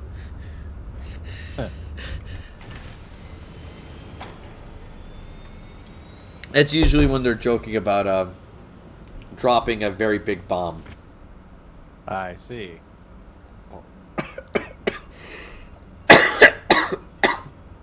Holy shit. What's going on in this area? Let's see. It says rare weapons on sale. I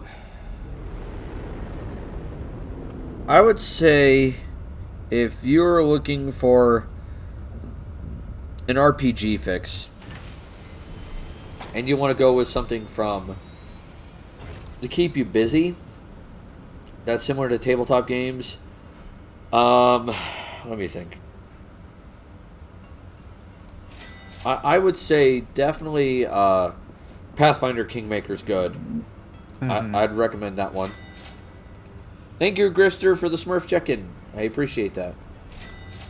Yeah, I definitely recommend that one. Because you can do all kinds of crazy, crazy shit with it. Let me think what else.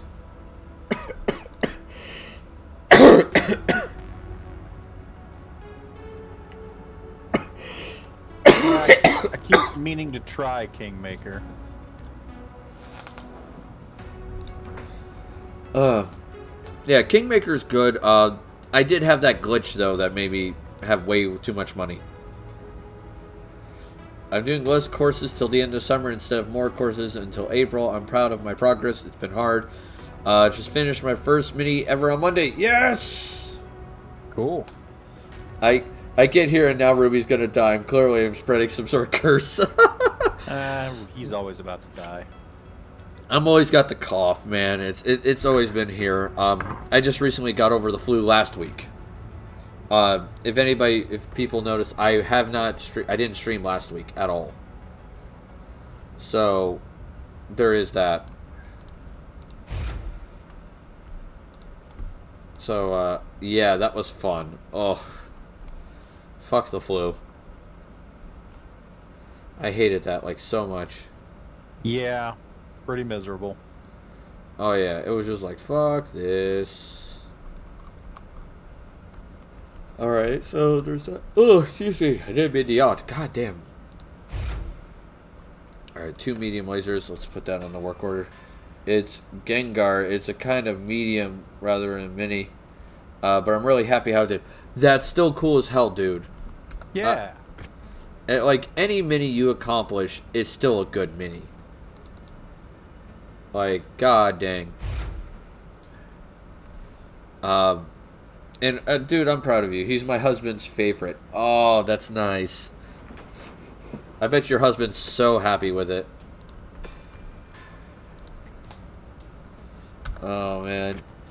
I gotta get my minis done eventually. Uh-huh. I'll have them done, like, you know, when the sun burns out. God damn it. I was once at Origins and was talking to some folks from Reaper Miniatures and said, you guys got to stop doing these Kickstarters. I'm never going to finish painting all these miniatures that I have. And they said, well, don't you know, if you're a miniature painter, you can't die until you've painted all your minis? I said, so you're saying I'm essentially buying immortality? And they're like, yeah. I was like, okay, that's a good sales pitch. Soon TM. Trademarked.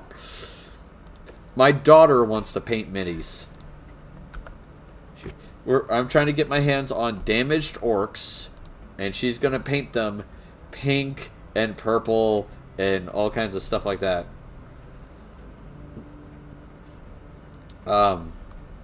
So there is that.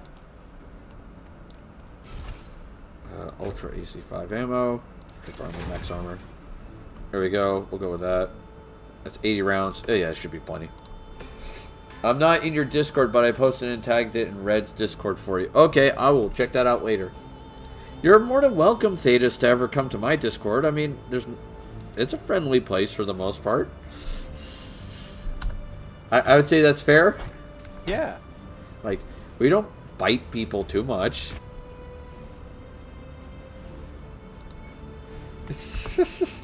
I mean, sometimes Inquisition gets a little feral.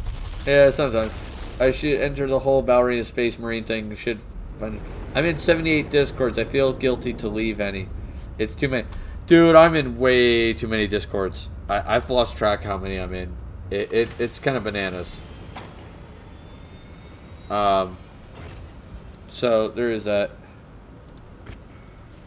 It's a hero locus, so it's garbage. Got it.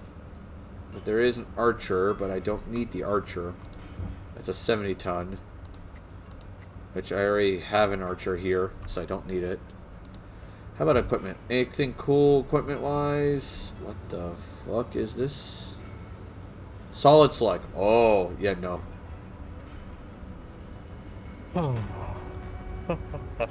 Yeah, oh, that's half ammo. Okay, I'll grab those just to have.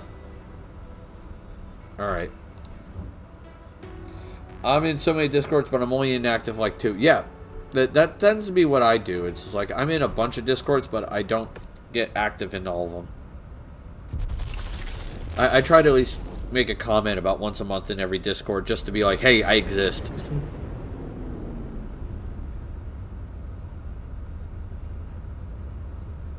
I serve from work to get enough dopamine to live and then remerge.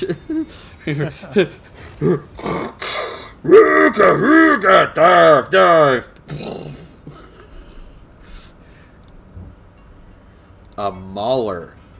Oh, that's a 90-tonner. Oh. Oh, that could be cool as hell. There's the problem that it's 20 million C-bills. Fuck. Sounds like me after also. Oh, yeah. Oh, I gotta put something in the cold storage. Alright. What can I put in the cold storage that I do not give a shit about? I guess I could do the grasshopper? Yeah. We'll throw you in cold storage. That's a costly one. Damn. Alright, what do we got here? ERPPC. Oh, yeah, I'll take that. Those are good. LRM 5s. Jesus. That's good. Alright. So now I have the Mauler. It's a 90. So which one do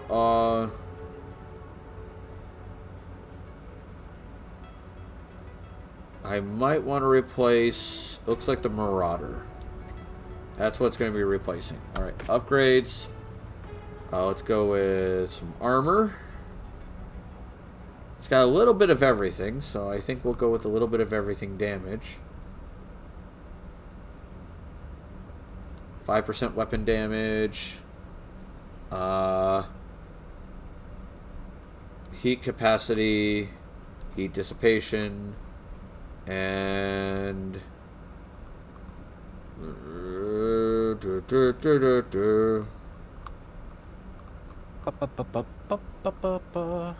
Yep.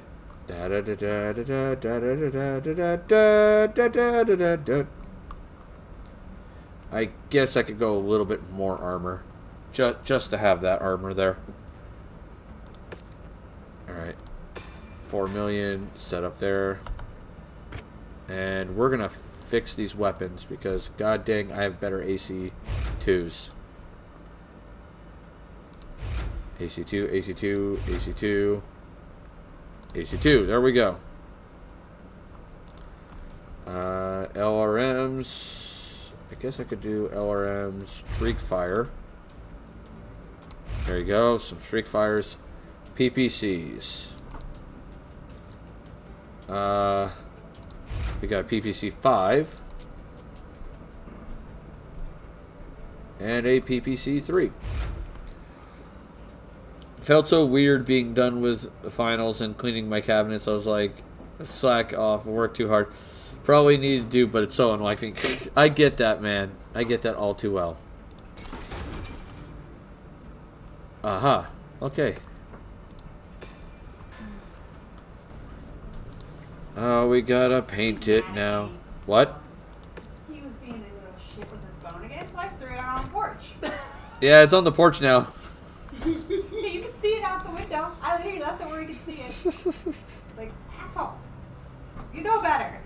How many times have we yelled at you about not chewing this on Alright. the couch? Let's go to the Federated Commonwealth. I literally took it away from Alright, him and let me think. What else is there to discuss? I think we covered most of everything. Yeah, I mean, you know, find sources that you can use that adapt well. Maybe try not to do it for a long-term campaign unless you're sure that the implications aren't going to overwhelm you. Oh yeah, don't do that because that'll end badly. Usually what you make. Breakfast muffins. They have banana bread,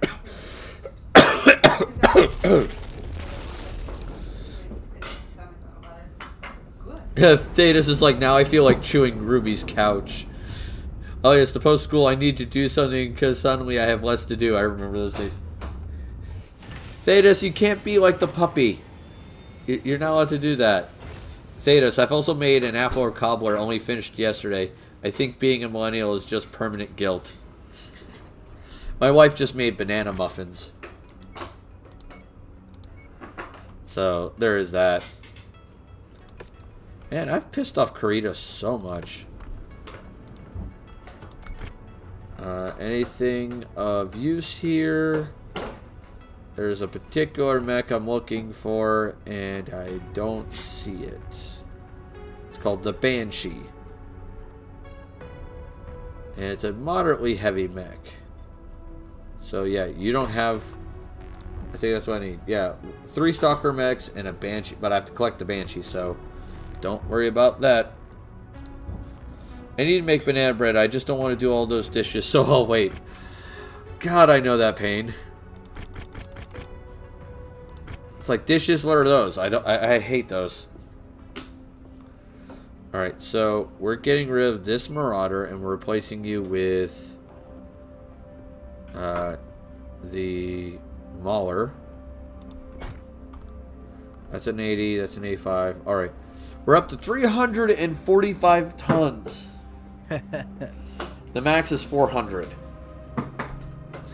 Because the biggest mechs in this game are 100-tonners. It's like, do you want to wait 69 days for the launch? I'm like, yes. I'm sitting and not so overworked. I'm crying in pain. I'm being lazy and I must go do something boring and productive immediately. Welcome, traveler. Welcome, Grover, to the tavern. Grab yourself a mug of ale, pull up a chair, have fun. Don't fireball my damn tavern. But be sure not to overextend yourself. Yeah. Yo, checking in from the Smurf Village, showing some love. I appreciate that, my dude. Yeah, la la la la la, sing the happy song. Ow. I just got kicked. No, folks should read. I cannot stand that fucking song. I hated them as a kid. Folks should rest. It's super hard to learn. Yeah, I'm kind of the same way. I'm usually the last one in the house to go to bed, and I'm usually the first one awake. No, you're not. I'm normally the last one asleep. No, I usually stay up later than you. They've detected your presence, Commander. Watch the lights I'm go. seeing multiple tangos on scope, converging on your current position. Yeah. Yeah, oh boy. What's going on? A stick. Some sort of weird ass stick. Hi guys, how's it going? These are little baby mechs compared to what I am. Say hi. It's like the standard Leo units from Gundam running into a full-on Gundam. It doesn't go well. No, I imagine not. Yep. Oh man. Datus, it's okay if you can't type. Trust me, there are days where I can't. Inbound. Brace for contact, Commander. Oh, I just ran into their back shoulder.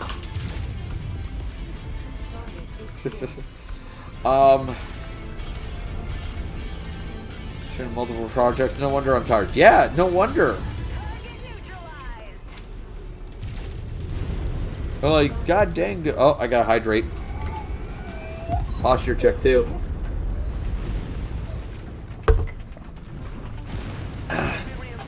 Gotta sit up. Hi, puppy. This is what I'm looking at right now. This is the dog. He's like staring up at me like, I want attention. Come on. Yep. Guess what? You're getting the loves. Life isn't good. God, I'm wearing an earbud. Get the fucking. You are an asshole. It's 8:59. Oh, yeah, I figured I was running out of time. I understand that one.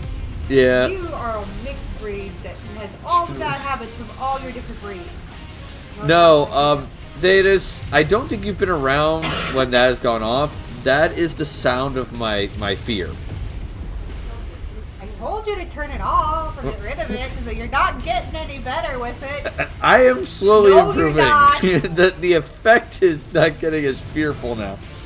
We talked about including Alien in your RPG, so, you know, appropriate.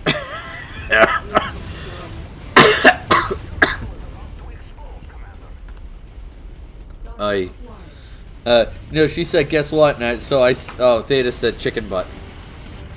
Scopes are lighting up with additional targets, Commander. You want up in my lap, Yeah, the sound of my terror. It's taking a while, but I am getting accustomed to it. We're getting heavy, dog. It's a very odd joke. I don't even think it was ever funny, but there you have it. It's fine. Guess what now, Kenny? Licky lips. Oh, the dog's in your lap now. You happy now? Hi, how you doing there, buddy? You happy? I'm gonna shoot your leg, and then turn.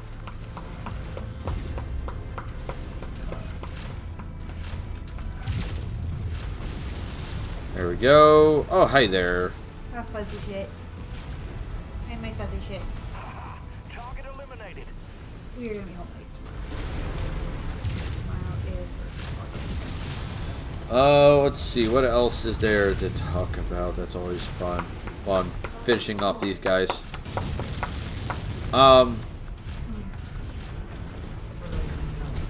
What else? If you're looking for an MMO to play, it depends on what your shtick is. Like some good free ones, like the Star Trek Online one's good if you're a Trekkie. Sure. If you're not a Trekkie, it's not that great. We prefer Trekker, thank you. Trekker, Trekkie, same bloody thing. Okay, dude, your claws, you need to go off of that. Oh, ow! I think tomorrow I should make pie crust and roll cobbler in a pie crust in a spiral like cinnamon roll. Yeah, that sounds like it'd be good. Target eliminated. I stink. Um, You are not attention starved. if you want get something all that's the kind of love and modern dreams. horror, I kind of am a fan of Secret World Legends. I don't think I know that one. A lot of Cthulhu shit in it. Yeah. But it is free to play. And you join one of the major organizations in the game, which is you have the Templars, the Illuminati, and the Dragons. Right. On. Husband likes the cobbler, but I find it too sweet, so I think I'll be rolling into dough. Will fix it. Yeah, that might fix it. What do you think, hon? Damien, get down. Get down. Dog, get down. Depends on how sweet the dough is. Okay, that's fair. If you're looking for a pay-to-play game, I mean, I really can't state how good Final Fantasy XIV is. At least if you're into story. If you like Gothic horror, you should read Gideon of Ninth. Though everyone should, because lesbian necromancers in space. Okay. Lesbian necromancers in space. The lesbian necromancers in space. I detect no heresy in this statement.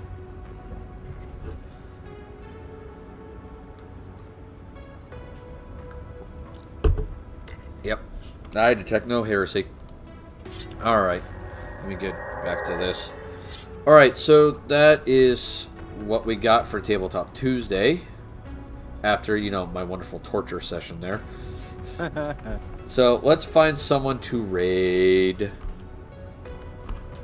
I believe it's Dilly's birthday today, if memory serves. I want to say it is. It's my favorite book. I can't plug it enough. Hey, get down. Get down. As soon as my Twitch loads up. It seemed to be being a little laggy for me earlier. You must know what caused that sound. Uh-huh. I reorganized some Kenny's ribs. My organs. Ah, my squealy smooch.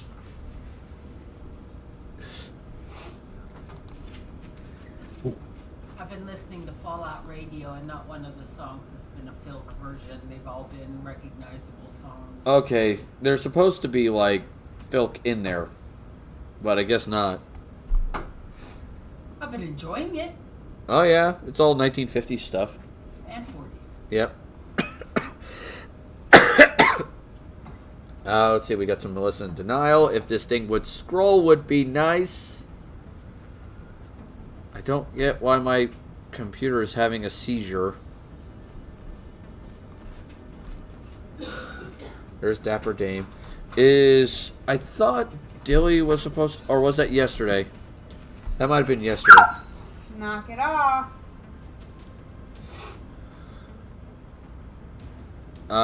He's off work on his B-Day. Is today his B-Day? AP, do you know if it's Dilly the Doe's birthday? Hey! Nope. I don't remember. No bark. No barking. Sit. No bark. I can't seem to get my screen to Damn. scroll, so I might have to just Damn. randomly pick someone. Hey. Chill out, dog. Hi. Oh, hi. Hi. Oh, I know you want attention. I'm not sure. Yeah, I don't think Dilly's on. Doesn't look like it. He usually is pretty high up on my list. Dilly.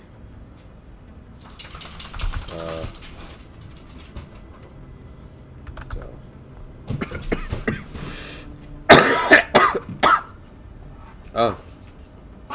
Hey, Grim. No, Dad'll be there in a minute and play with you. Okay, yeah, he's not streaming right now. All right. Let's see what we got here. Oh, it's just the Twitch front page that was the problem. Damien? Because as soon as I got off the front page, it sped up a lot. Let's see what we got here. Raven Wolf's playing some Destiny 2. That could be kind of cool.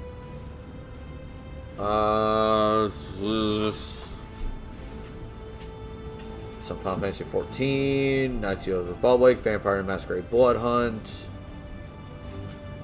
You know what? Let's go with. I can go with that. We'll go with Raven Wolf. We'll help her out because she's doing Destiny 2, and that has a lot of interesting story to it. Right on. I just want to make sure that she's going to be streaming for a while and not just leaving here shortly. Sure. While I check on this. Well, while we're waiting for that to load, if you are one of my followers, please, by all means, use the following message. If you are one of my subscribers, which, by the way, please subscribe. I could always use the help.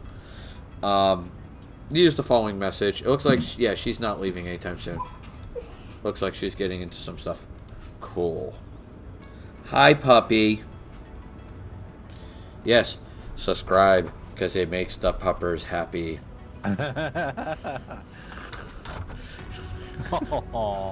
Yeah. Raven